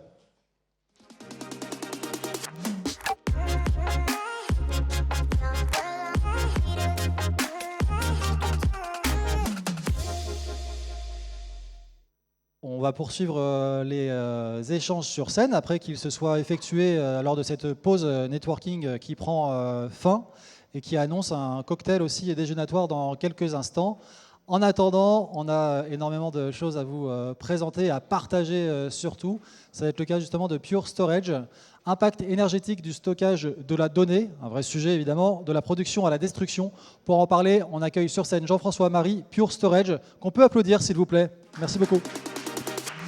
Bienvenue, je vous en prie. Merci, bonjour. Bonjour à tous.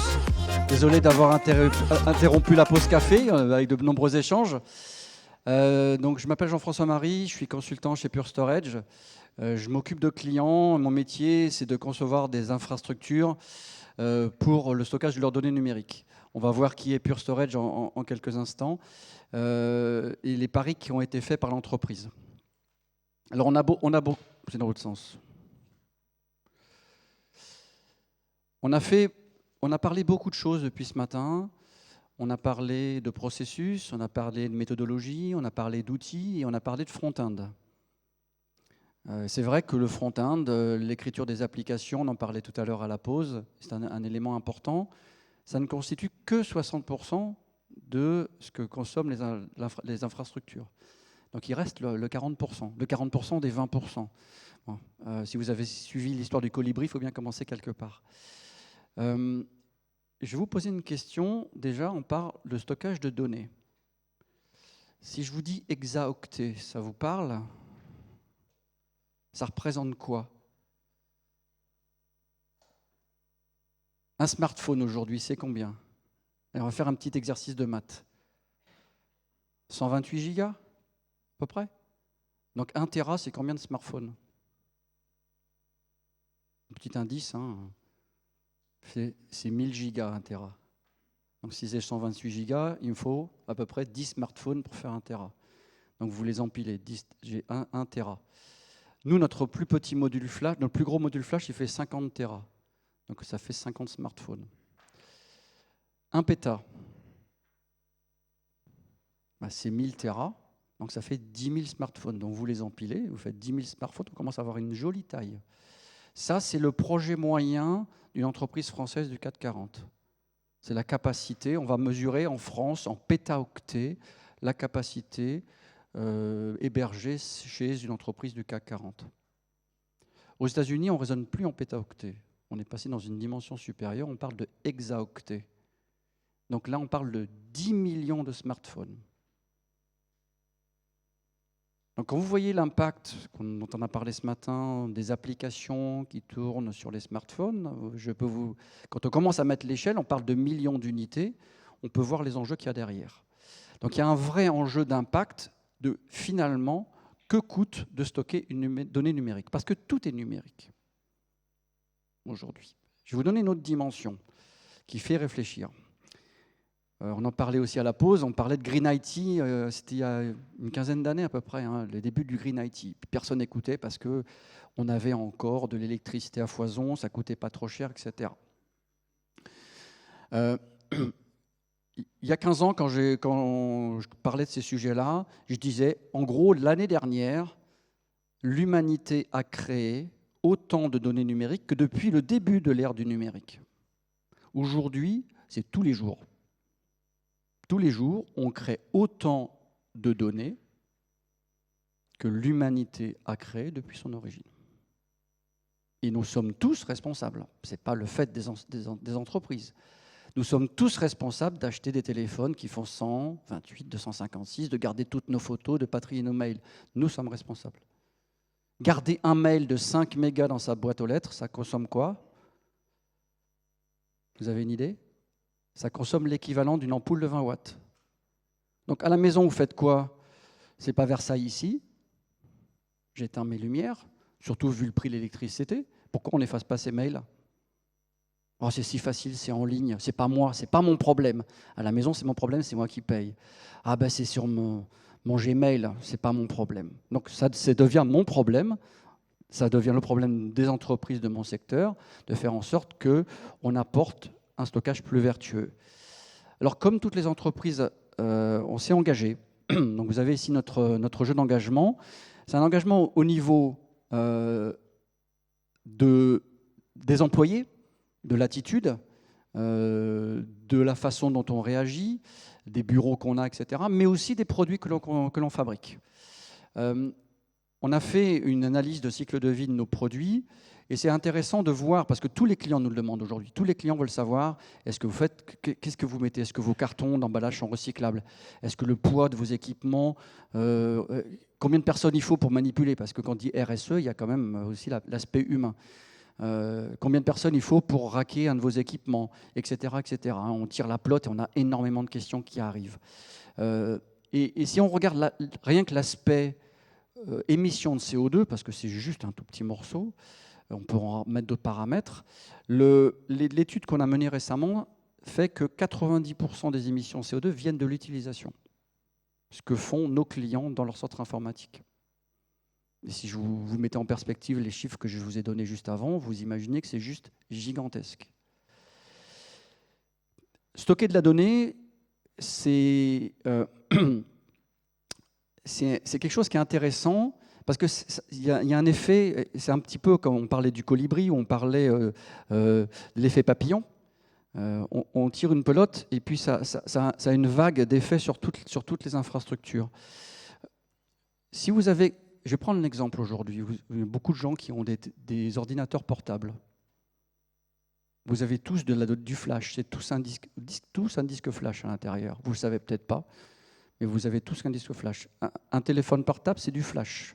C'est de la mémoire, en fait. Il n'y a plus rien qui tourne, ce n'est pas mécanique, ce n'est pas ce qu'on appelle un disque mécanique. Pourquoi?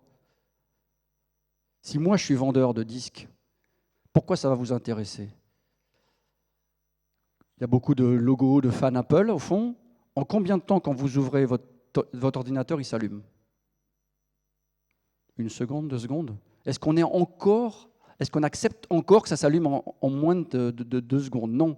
Il faut que ça s'allume tout de suite. Je l'ouvre, je le ferme, je l'ouvre, je le ferme. Pourquoi? Parce que derrière, vous avez un stockage qui vous le permet. Si vous aviez encore un disque mécanique, vous ouvriez, vous allez prendre votre café, vous revenez, c'est encore pas ouvert. Donc il y a l'instantané. Donc il y a l'effet sur l'utilisateur qui est important. Donc le pari fou de notre fondateur il y a 14 ans, on est une boîte très très jeune, c'est de se dire que le stockage de demain sera 100% flash ou ne sera pas. Et on a annoncé la semaine dernière notre bataille contre le disque mécanique qui est énergivore, qui est inefficace. Inefficace, tout à l'heure on parlait des applications que vous hébergez, etc.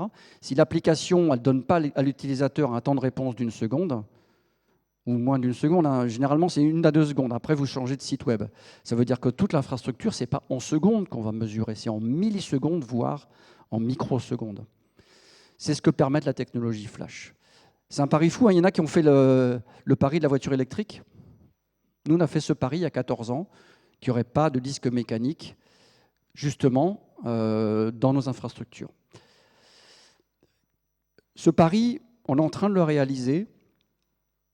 Et chez nous, on ne va pas mesurer simplement la consommation en CO2. On va mesurer l'efficacité au téraoctet. Parce que dire que j'ai un équipement qui fait 100, qui consomme 100, bah si ce même équipement qui consomme 100, je peux mettre 1000, bah je suis 10 fois plus efficace. Donc notre unité de mesure, nous, c'est le poids de la consommation du CO2 par téraoctet. Et on vient d'annoncer une roadmap à 2 ans pour dire notre média le plus capacitif, demain, dans 2 ans, c'est demain, fera 300 téraoctets. Il n'y a pas un seul fournisseur aujourd'hui qui dépasse 30 téraoctets. Donc on dit qu'on va aller 10 fois plus vite que tout le monde. Donc c'est pour ça qu'on a fait nous-mêmes nos conceptions. Pourquoi? Parce que nos clients nous le demandent. Pour vous donner une perspective, si vous avez eu l'occasion de visiter un centre informatique, souvent vous allez avoir des armoires qui s'empilent. Nous, les photos qu'on publie, et c'est des fois difficile, demander à quelqu'un qui a l'habitude de conduire un gros SUV dans Paris de passer à une petite voiture électrique. Il y a un gros problème d'ego, hein, et on est tous confrontés à ce genre de choses. Est-ce que je vais accepter d'avoir qu'une petite voiture? Et bien dans l'informatique, on a le même paradigme. Allez dire à un DSI qui a 10 racks, qui allume de partout, de le remplacer par quelque chose qui fait cette taille-là. Vous êtes sûr? Ce n'est pas assez puissant, ce n'est pas assez gros pour moi. Voilà, on est confronté à ce genre de choses. Maintenant, si on fait une analyse d'impact énergétique, on va avoir, et ce que vous voyez derrière moi contribue à ça. Et bien sûr, c'est associé à un programme. On se bat contre l'obsolescence programmée. Et chez nous, il n'y a pas d'obsolescence programmée. C'est-à-dire que c'est le client qui va faire le choix de renouveler ses matériels quand il veut, mais ce n'est pas nous qui allons lui imposer la rythmique de changement parce que notre prix de maintenance est trop fort. Quand vous achetez aujourd'hui un composant, vous avez une garantie d'1 an. Après, s'il tombe en panne, tant pis, il faut le racheter. Chez nous, ça n'existe pas. Donc ce programme, vous voyez, le nom est très intéressant. Il s'appelle Evergreen et il a 14 ans. Donc nos fondateurs, aujourd'hui, avaient déjà cette vertu-là. Et c'est comme ça que c'est le différenciateur de notre société, c'est d'accompagner nos clients pour avoir un stockage le plus vertueux possible, sachant qu'on est tous d'accord sur le fait que ce qu'on ne stocke pas ne consomme pas. Mais malgré tout, on va faire en sorte que l'impact énergétique de ce qui est consommé soit le plus faible possible. Je vous remercie beaucoup.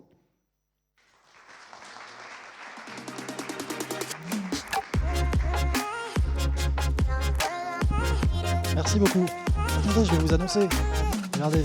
Non, on fait ça bien, quand même. Merci beaucoup à vous, à Pure Storage et des gens qu'on connaît bien, Pernod Ricard, en tant que partenaire, évidemment. La Sustainable Tech chez vous, Pernod Ricard, cette vision, ce plan, on va le détailler, vous allez le partager. C'est Mélanie Picard, Business Relationship Manager Pernod Ricard, qu'on peut accueillir sur scène sous vos applaudissements, s'il vous plaît.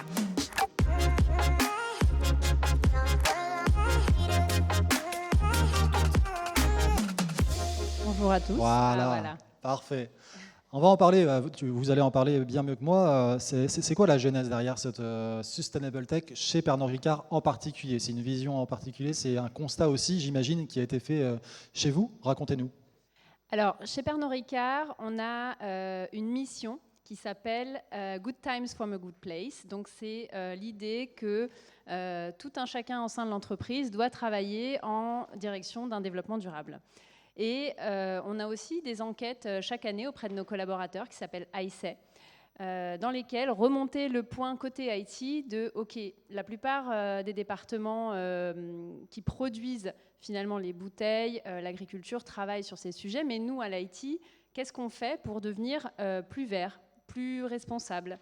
Et de ce fait, on s'est interrogé effectivement sur la façon dont Pernod Ricard pouvait avancer sur ce sujet. Donc à la base, autant vous dire qu'on n'y connaissait rien. Et on a fait donc un RFI, donc Request for Information, auprès de différents partenaires, de manière à réfléchir ensemble à la façon dont ça pouvait se traduire chez Pernod Ricard. On avait déjà fait de la GDPR, donc c'est bête, mais ça nous a aussi donné une idée de ce à quoi ça pourrait ressembler quand même, qui était d'abord de faire un diagnostic de l'existant, de chercher à le corriger, et de mettre en place du Sustainable by Design à l'IT. Donc on en a parlé plus tôt aujourd'hui, tout ce qui est éco-conception, etc. Donc on avait en tête ce qu'on voulait faire, et de là est venu un premier proof of concept sur notre filiale française, où on a fait le bilan carbone de nos activités technologiques. Donc un POC, effectivement, ça commence souvent comme ça. Justement, les actions qui ont été menées pour démarrer, j'imagine il y en a eu quelques-unes. Lesquelles pouvez-vous nous partager ce matin? Eh ben, en fait, c'est assez intéressant parce que ce bilan carbone, on l'a fait à la fois sur notre inventaire IT, donc tout ce qui était ordinateur, téléphone, écran, évidemment sur la partie cloud et infrastructure, et on a eu la proposition de notre partenaire d'ajouter le digital marketing. Je pense que c'était une très bonne idée, parce qu'on s'est vite rendu compte que c'était la partie la plus émettrice de CO2 dans notre bilan carbone de l'IT. En gros, l'IT chez Pernod Ricard, pour la filiale française, c'est 1% des émissions. Ça paraît peu, parce qu'on est une entreprise qui achète des matières premières agricoles, du verre, qui produit des bouteilles, qui les transporte. Donc, dans cet horizon, l'IT, proportionnellement, est réduit. Mais en termes de valeur absolue, on retrouve quand même des niveaux similaires à d'autres entreprises de l'industrie. Sur ces 1%, il s'est avéré qu'on avait 26% des émissions qui étaient liées à notre inventaire IT, 14% au cloud, et donc les 60% restants, c'est du digital marketing. Ça nous donne une idée des leviers qu'on peut activer. C'est-à-dire, sur le digital marketing, on sait qu'un des principaux facteurs d'émissions, c'est le poids des vidéos. Donc il faut réduire leur définition. 80% des vidéos aujourd'hui sont visualisées depuis un téléphone mobile. Il faut réduire la durée de ces vidéos. Donc ça, c'était le premier axe d'amélioration. Le second concerne le cloud, la localisation de nos instances. On a des instances qui sont essentiellement basées en Northern Europe. On sait que ça s'appuie sur un mix énergétique qui est plus carboné que celui de la France.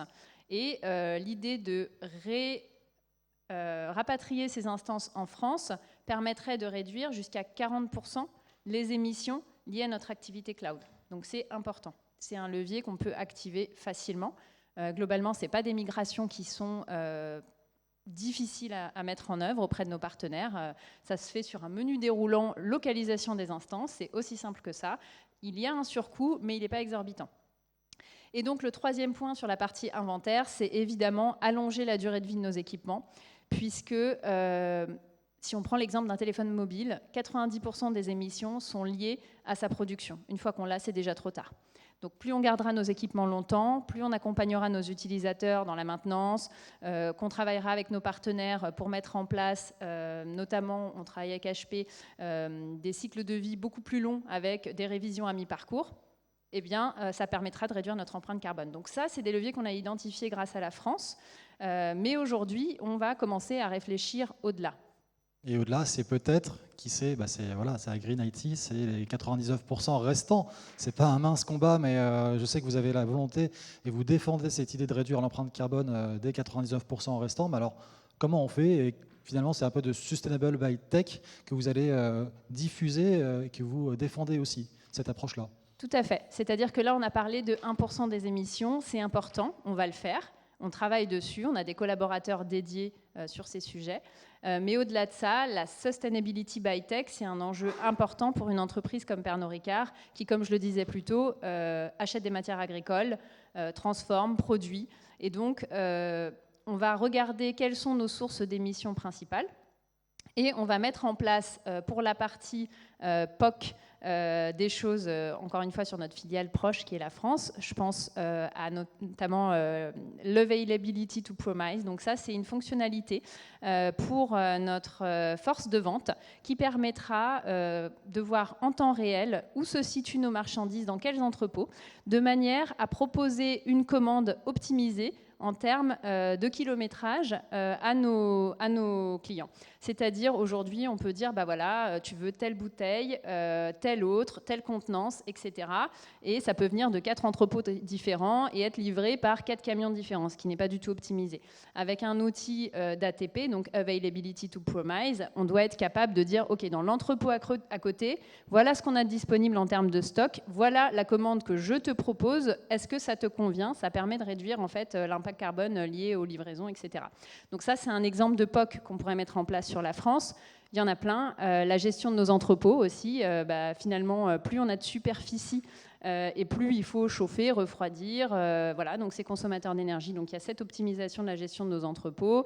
La partie manufacturing avec de la maintenance préventive, mettre en place de l'OT, Operation Technologies, de manière à optimiser aussi notre chaîne de fabrication, limiter les rebuts, etc. Donc ça, c'est ce qu'on met en place sur des petites échelles pour démarrer. Et à côté de ça, on a plein de choses qu'on est en train de conceptualiser à l'échelle.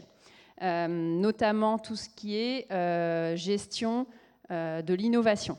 Parce que quand on innove, l'éco-conception, c'est pas que pour l'IT, c'est aussi pour les métiers, et c'est de leur donner des solutions qui leur permettent d'éco-concevoir. On parlait d'ACV plutôt, d'analyse de cycle de vie. Ça s'applique tout à fait au packaging, tout à fait au liquide. On vend, encore une fois, des vins et spiritueux, et donc l'analyse du cycle de vie n'est pas la même que sur du packaging. On a des produits qu'on fait vieillir, par exemple. Voilà, on doit être capable de prendre tout ça en compte sur l'analyse des impacts environnementaux de nos produits. Ensuite, on doit être capable d'avoir un outil qui calcule correctement. Donc, il faut avoir l'impact carbone calculé selon différentes méthodologies. J'ai appris hier que les facteurs d'émission pour l'ACV ne sont pas les mêmes que pour un bilan carbone. Voilà le degré de complexité dans lequel on intervient côté solution pour apporter une réponse au métier de manière à réduire l'impact carbone du métier. Et finalement, sur tout ce qui est nouvelles directives aussi européennes, je pense au CSRD, donc c'est la Corporate Sustainability Reporting Directive, qui va nous contraindre à avoir un niveau de précision, d'auditabilité similaire à la comptabilité sur des sujets de développement durable. Donc c'est à la fois nos usages des terres, le living income, donc les revenus qu'on propose aux agriculteurs dans toutes nos filiales, la façon dont on produit nos bouteilles, leur fin de vie, etc. Donc on en arrive à des niveaux très poussés. Et donc c'est ce qu'on accompagne au travers de la Sustainability by Tech en regardant l'ensemble de la chaîne de valeur et en regardant sur le marché ce qui existe en termes de solutions et ce qui n'existe pas encore aujourd'hui et qu'il faut soit co-construire avec un partenaire, soit essayer de développer en interne. Parce que ça, c'est un point important, on en est aux prémices, et du coup, des fois, on a du mal à trouver des partenaires sur lesquels nous appuyer. C'est l'occasion, cette journée aussi, de trouver des partenaires, d'échanger. Alors derrière, il y a des objectifs, j'imagine, à la fois de réduction d'émissions, mais dans le temps, et quand? Bientôt, on espère? Tout à fait. Alors, comme je vous le disais plus tôt, sur le cloud, on pourrait ambitionner une réduction de 40% de nos émissions sur la France en rapatriant les instances sur le territoire avec un mix énergétique plus favorable. Sur le digital marketing, ça dépend des filiales. On en a qui sont très avancées, très volontaires. Je pense à Perrier Jouet, qui a une initiative de Sustainable Digital Marketing qui est en train de se développer, avec notamment de l'éco-conception, etc. Et donc là, on pourrait ambitionner de réduire de l'ordre de 20% les émissions. Mais c'est vrai que c'est un changement d'état d'esprit pour le marketing.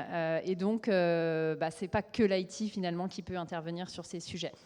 En termes d'ambition chiffrée, c'est de se dire ces deux objectifs, moins 40 et moins 20, tentons de les atteindre pour 2025. Et 2030, il faut qu'on soit carbone neutral. Donc voilà, c'est une ambition forte, mais on y travaille. Entendu, à suivre. Dernière question, la feuille de route des prochains mois pour le coup. Qu'est-ce que ça donne pour Pernod Ricard, les prochaines actions à venir sur les prochains mois? Alors, les prochaines actions elles découlent aussi de ce qui se fait présamment. Donc, on a des campagnes de bilan carbone qui se font en cours sur un certain nombre de filiales. On a fait un POC sur la France, on a répliqué aujourd'hui Afrique du Sud, Portugal, UK. On a des marques aussi. Maintenant, on commence à regarder tout ce qui est Operation Technology, donc nos brand companies qui produisent nos vins et spiritueux.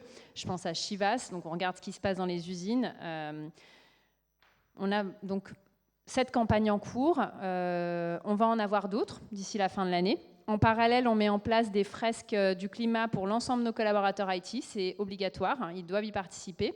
Et en deuxième pilier, c'est les fresques du numérique. On en a parlé plus tôt, donc on s'est dit on va y aller en 2 étapes. D'abord, donner à tout un chacun un langage commun et surtout des ordres de grandeur, parce qu'on peut éteindre la lumière, mais si derrière on achète un nouveau portable tous les ans, en fait, on n'a pas priorisé comme il fallait les actions et les leviers.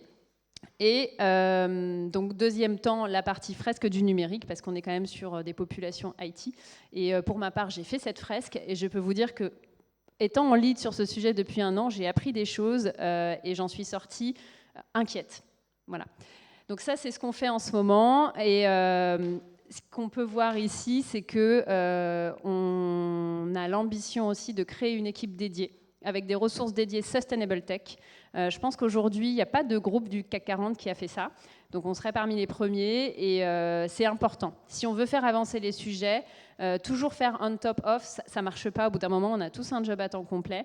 Donc il faut des ressources dédiées, il faut des budgets dédiés et il faut une gouvernance. Et c'est ce qu'on va mettre en place, une gouvernance cross-function, donc qui va couvrir les différentes fonctions. Cross-affiliates, donc nos différentes filiales. On est présent dans plus de 80 pays, il ne faut pas l'oublier, c'est une complexité organisationnelle dans une entreprise décentralisée qu'on doit gérer. Et donc, au-delà du mandat, il y a aussi le fait d'entraîner les gens des équipes partout à nous suivre dans nos ambitions et dans nos projets. Merci beaucoup. On peut l'applaudir. Mélanie Picard.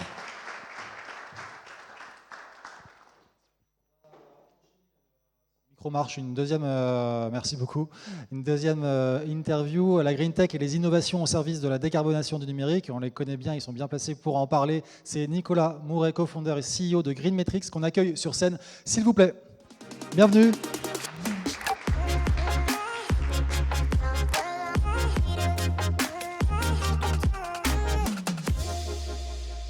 Bonjour, bienvenue. Tous. Bienvenue sur la scène du Trends and Networking. Green IT, Nicolas, un fidèle et qu'on remercie d'être présent avec nous pour partager les actions mises en place en ce moment et avec ce contexte aussi réglementaire notamment, on va en parler. Cette tech justement, parlons-en, le numérique se modernise au service de l'économie de la planète. Pour autant, on sait, ça a été rappelé ce matin, ce n'est pas sans conséquence puisque la pollution digitale, elle est importante. Est-ce que tu peux nous en parler justement pour poser un peu planter le décor, s'il te plaît? Oui, tout à fait. Bon, en tout cas, bonjour à tous. Alors aujourd'hui, c'est vrai qu'on entend plus parler du Green IT, de l'impact du numérique, et notamment avec la dernière étude de l'ADEME et de l'ARCEP qui a donné, je vais y revenir dans les slides d'après, mais qui a donné quand même pas mal d'informations et en tout cas des scénarios qui sont parfois un peu catastrophiques. Donc aujourd'hui, bon, on le sait tous, le numérique c'est 4% des émissions de CO2 dans le monde, c'est 2,5% en France. On ne va pas revenir sur la répartition, on sait que les équipements pèsent lourd, tant au niveau des composantes en termes d'empreinte carbone, mais également en termes d'ACV. Et donc, je vous ai remis la répartition équipement qui est 80% à peu près, les réseaux et ensuite les data centers. Alors, la perspective d'évolution, elles sont nombreuses. À quoi on doit s'attendre prioritairement selon toi ? Si on fait rien, l'empreinte carbone pourrait tripler d'ici 2050. Ça, c'est encore une fois l'ARCEP et l'ADEME qui le dit. Il va y avoir également une augmentation quasiment multipliée par 3 des ressources, donc liées à la fabrication des équipements. Et après, au niveau de l'énergie consommée, elle pourrait, elle, doubler d'ici 2050. Alors, il y a des réponses et en tout cas des solutions à ça. On va les voir dans le slide d'après. Aujourd'hui, finalement, le scénario tendanciel, donc une augmentation de 45% d'ici 2030, peut être finalement annulé, voire inversé, en fonction d'où on va mettre finalement le curseur en termes de sobriété et d'éco-conception, qu'elle soit modérée, généralisée ou encore plus forte. Et ça, on le voit sur en effet les graphiques où on peut finalement réduire de manière assez considérable. Bon, le tableau n'est pas si noir, à condition d'activer les bons leviers et d'agir, surtout ne pas rien faire. Alors, il y a un cadre légal justement sur le numérique responsable qui peut, a priori, enrayer justement la croissance de l'impact environnemental du numérique. Tout à fait. Depuis maintenant 2-3 ans, on voit qu'il y a une prise de conscience, que le gouvernement a mis en place des lois. Il y a eu la loi AGEC, notamment en 2020, qu'on connaît plus sous le nom de loi anti-gaspi. Puis ça a été finalement un peu poussé, en tout cas, aller un peu plus loin au niveau de la loi REEN, qui était elle, vraiment dédiée à la partie de l'empreinte environnementale du numérique. Et donc là, on voit que les collectivités ont été embarquées par un décret d'application l'année dernière. Et on s'attend, en tout cas avec la feuille de route, d'embarquer plus d'acteurs et non pas que forcément des grands groupes, mais également des plus petites entreprises. Alors, merci pour cette photographie. Alors, on va parler de vous un peu, Green Metrics. Qu'est-ce que vous faites? Quels sont les enjeux derrière? Et puis les réponses, les solutions que vous proposez chez Green Metrics, quelles sont-elles? Alors aujourd'hui chez Green Metrics, on va proposer 3 grandes verticales. La première pour s'adresser notamment à la partie équipement, la gestion de l'équipement, également les usages au sein d'une organisation. Donc ça, c'est notre solution qui s'appelle Enterprise. On a voulu également adresser l'impact des sites Internet, notamment en tenant compte du trafic. Et puis enfin, la dernière verticale que l'on a lancée s'attaque aux campagnes marketing, notamment dans le cadre de la publicité programmatique et ensuite des différentes campagnes qu'on peut faire. Et dans ce cadre-là, on a fait divers partenariats avec des acteurs comme DV360 ou Xender.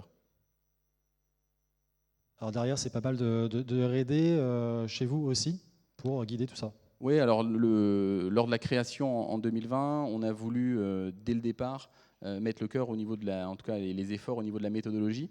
N'étant pas professeur ou chercheur moi-même, on s'est adressé à des connaisseurs, notamment le professeur Romain Rouvois de l'INRIA, qui est spécialisé en frugalité numérique, qui depuis maintenant 2 ans nous a accompagnés dans ces années de R&D pour finalement, on va dire, valider d'une certaine façon et nous aiguiller dans la méthodo. Et puis également un ancien ingénieur de Google qui a lancé Electricity Map, qui est finalement l'expert en termes de mix énergétique, tant en termes de production que de consommation d'énergie à travers le monde, et qui va également, qu'on va intégrer nous dans notre calcul de mesure. Et puis on a fait valider dernièrement notre méthodo par le Bureau Veritas avec une revue critique sur notre méthodologie. Et puis on a été également lauréat d'un concours innovation Innov l'année dernière. Ça légitime, ça participe à diffuser de la confiance aussi, c'est essentiel. Oui, c'est essentiel parce qu'on pourra toujours, entre guillemets, se chamailler sur la mesure. À un moment donné, il y en a une qui sortira du lot, peu importe, mais c'est surtout que l'ensemble finalement des acteurs ait la même méthode de calcul pour pouvoir se comparer les uns aux autres. Qui est un juge de paix aussi pour qu'on puisse aligner tout ça et pouvoir s'y retrouver sur l'ensemble des datas. Vous avez différentes solutions, on les a vues. Alors quels sont vos clients? Et je crois qu'on va aussi évoquer un cas en particulier pour démontrer justement ce que fait votre solution concrètement. Donc aujourd'hui, on a une 60aine de clients sur l'ensemble des prestations. Elles sont assez variées parce qu'on va avoir des acteurs donc, de la publicité ou en tout cas du media trading, des acteurs industriels également, et puis des acteurs du prêt-à-porter ou de la food. Aujourd'hui, on les accompagne sur l'ensemble des verticales en fonction des sensibilités. Et ça fait maintenant à peu près 1 an et demi qu'on a des clients. On va revenir sur un cas qui n'est pas cité là, ProMode du prêt-à-porter, avec un cas client un peu plus précis. Alors juste pour faire un petit focus en termes de potentiel d'émission, en tout cas potentiel de réduction, pardon, aujourd'hui en fonction des différentes solutions, on va permettre une réduction de 20 à 40% en termes d'empreinte carbone, et puis également des économies alors en termes également de budget, notamment sur la partie IT, où on voit que chez nos clients, on arrive à améliorer rapidement le prolongement de la durée de vie des équipements en leur montrant les impacts que ça peut avoir de minimum 6 mois. Et ça, à peine après, avec moins d'un an d'utilisation de notre outil. Et puis également, on améliore des indicateurs de web performance grâce aux recommandations suivies par les clients. Donc voilà, on y vient. Je te coupe, je fais des questions-réponses. Allons-y, allez-y, bien sûr. C'est Promode et c'est je vois le temps passer. Bien sûr. Donc le cas Promode. Alors Promode, site internet, à peu près 1 million, voilà, c'est 1,1 million de visites mensuelles, une période analysée de 3 mois et à peu près un peu plus de 90% du trafic qui est fait depuis la France. Donc on a observé une dégradation de la note qu'on leur avait donnée entre septembre et décembre, notamment due à des changements sur les sites de par finalement les utilisateurs et les équipes de Promode, en jouant notamment sur des changements du site qui ont joué sur l'impact, sur l'accessibilité également et sur la performance du site. Donc une dégradation à peu près de 11%. Et donc on va derrière rentrer un peu plus dans le détail pour comprendre cette dégradation. Donc le score a été dégradé notamment en raison de critères techniques de performance, notamment sur le JavaScript qui se compilait 2 fois avec notamment des erreurs donc là-dessus. Je fais passer notamment en termes de poids et finalement de critères, en tout cas de largeur, hauteur, longueur des images, et après sur des sujets d'accessibilité, également sur des images sans texte alternatif, des menus ARIA également. Et donc, en voyant tout ça, on leur a fait des recommandations qui, finalement, l'objectif à court terme, après décembre, a été de réduire de l'ordre de 40% l'empreinte carbone du site. Et ça a donné lieu à 11 recommandations dans le plan d'action qu'on leur a donné au mois de janvier. Et notamment, alors ça va jouer, on ne va pas rentrer forcément dans le détail des 11 recos, il y en a eu à peu près la moitié qui étaient sur des sujets du XUI, notamment en agissant sur les volumes de données chargés. Et puis il y en a eu à peu près de manière équivalente, tant au niveau stratégique qu'au niveau de l'accessibilité, pour rendre le site plus accessible. Et donc ça, c'est ce qu'ils ont commencé à mettre en place depuis la rentrée. Ça, ce sont différents en tout cas, témoignages de clients. Donc vous le voyez vraiment de tout horizon, tant au niveau de l'industrie que de e-commerçants. Puis on revient toujours aux origines, il nous reste 39 secondes. On en reparle un petit peu. Vous venez d'où, GreenMetrics? Alors, 3 cofondateurs, un tech qui lui a une expérience notamment dans les plateformes SaaS, donc il nous fallait en tout cas cette expertise-là. Donc les Baptiste, Daniel qui lui est vraiment formé au niveau de la data, donc pour analyser, qui a finalement mis au point toute cette méthode. Et moi-même, qui avais une expérience dans l'environnement, dans les services à l'environnement, j'avais monté une boîte dans la collecte et la valorisation de déchets pendant un peu plus de 10 ans, qui a été reprise par un groupe français. Et donc voilà, donc, on a commencé comme ça tous les 3, et puis depuis, on continue le chemin. Et on vous suit. Merci beaucoup. Nicolas Mouret, CEO GreenMetrics. Vous pourrez retrouver peut-être au cocktail déjeunatoire dans quelques instants. C'est après notre dernière intervention, mais pas des moindres. Numéum, on sait à combien ils sont positionnés et engagés. Planète Tech Care en particulier, le collectif pour un numérique responsable. Je vous demande d'accueillir Héloïse Lehugeur pour Numéum et Planète Tech Care, s'il vous plaît. Bienvenue.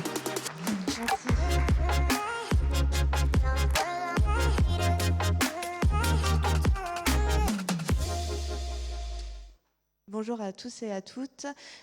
Merci beaucoup pour l'invitation. Je suis ici pour vous parler de Planète Tech Care, mais moi je suis chargée de mission chez Numéum.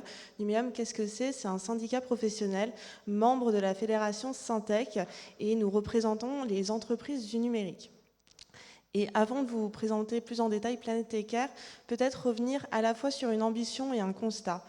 L'ambition, c'était que nous voulions en interne réunir tous les acteurs du numérique et de l'environnement, qu'on parle bien de le Green IT comme de l'IT for Green. Et dans le constat, on s'est rendu compte qu'il existait énormément d'actions et d'acteurs autour de ces enjeux, qui avaient vraiment un écosystème foisonnant. Et dans un autre constat, on s'est aperçu que beaucoup d'entreprises voulaient s'engager autour du numérique et de l'environnement, mais ne savaient pas forcément par où commencer, ni comment passer à l'action. Aussi, au lieu de faire une énième action, on a voulu créer un hub, vraiment être une porte d'entrée entre tous les acteurs du numérique et de l'environnement. Aussi, en octobre 2020, nous avons lancé Planète Take Care. Donc, ça a été lancé lors d'un colloque numérique et environnement avec le soutien de Barbara Pompili et de Cédric O.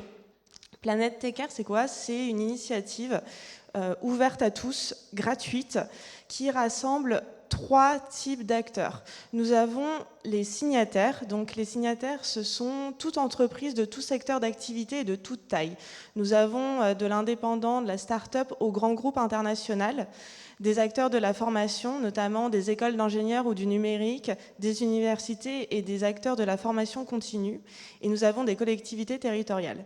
Ces signataires, on les appelle ainsi parce qu'elles signent avant de rejoindre l'initiative Planète Take Care à un manifeste qui est assez simple, qui repose sur 3 grands principes, à la fois que le numérique a un impact sur l'environnement et s'engage à vouloir le mesurer et à le maîtriser, sinon à le réduire.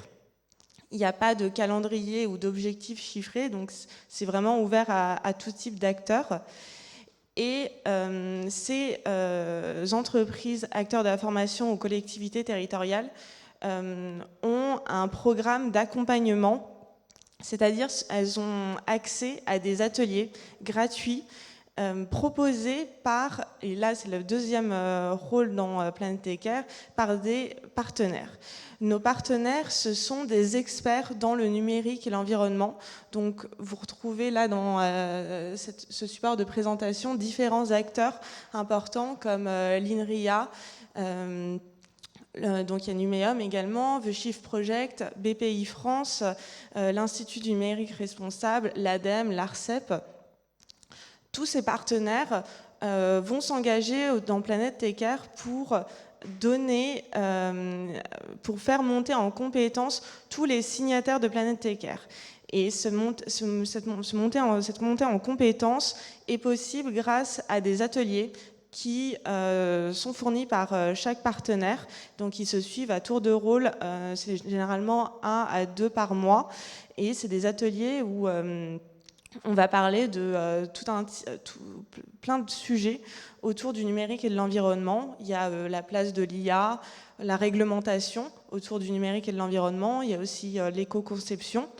Il y a des ateliers très techniques qui vont être sur une partie des collaborateurs, comme des ateliers vraiment à l'initiative et qui vont concerner en fait tout salarié et tout collaborateur d'une entreprise, parce qu'aujourd'hui, le numérique responsable ne concerne pas une seule entité ou un seul département dans une entreprise, mais concerne vraiment tous les salariés.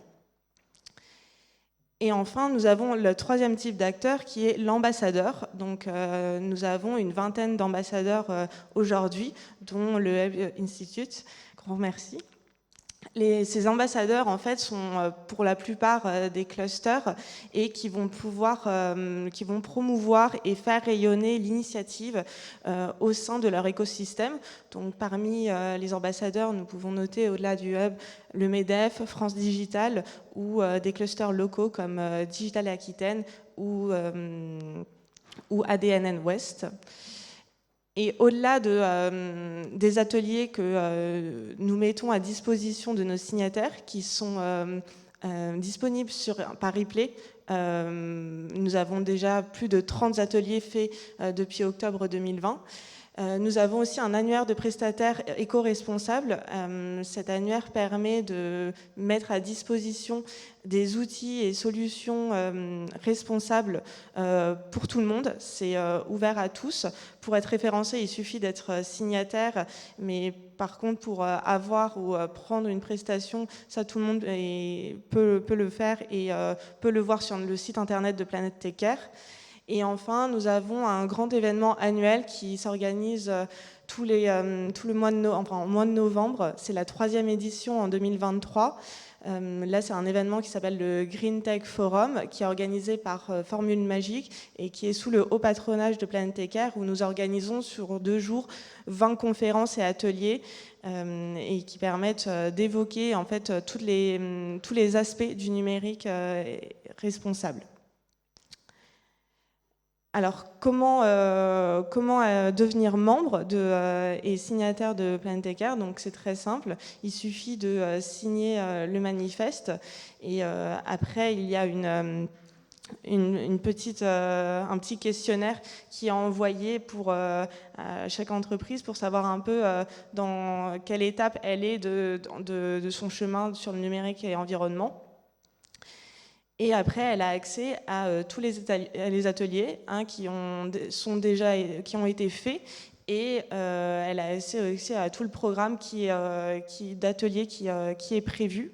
Donc, comme je disais, il y a des ateliers très poussés pour des publics qui sont déjà très avancés dans leur réflexion de la réduction de l'empreinte environnementale du numérique, comme des ateliers vraiment de grand public pour vraiment le début de la réflexion.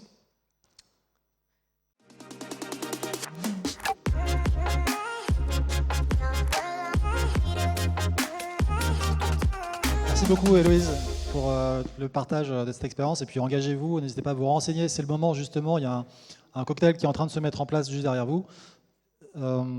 Juste pour vous rappeler, tout simplement, on se retrouve dans un peu plus d'un mois au siège du MEDEF, justement, avenue Bosquet dans le 7e, le jeudi 11 mai. Notez-le dans votre agenda, vous pouvez passer la journée ou une session sur une demi-journée le matin ou l'après-midi.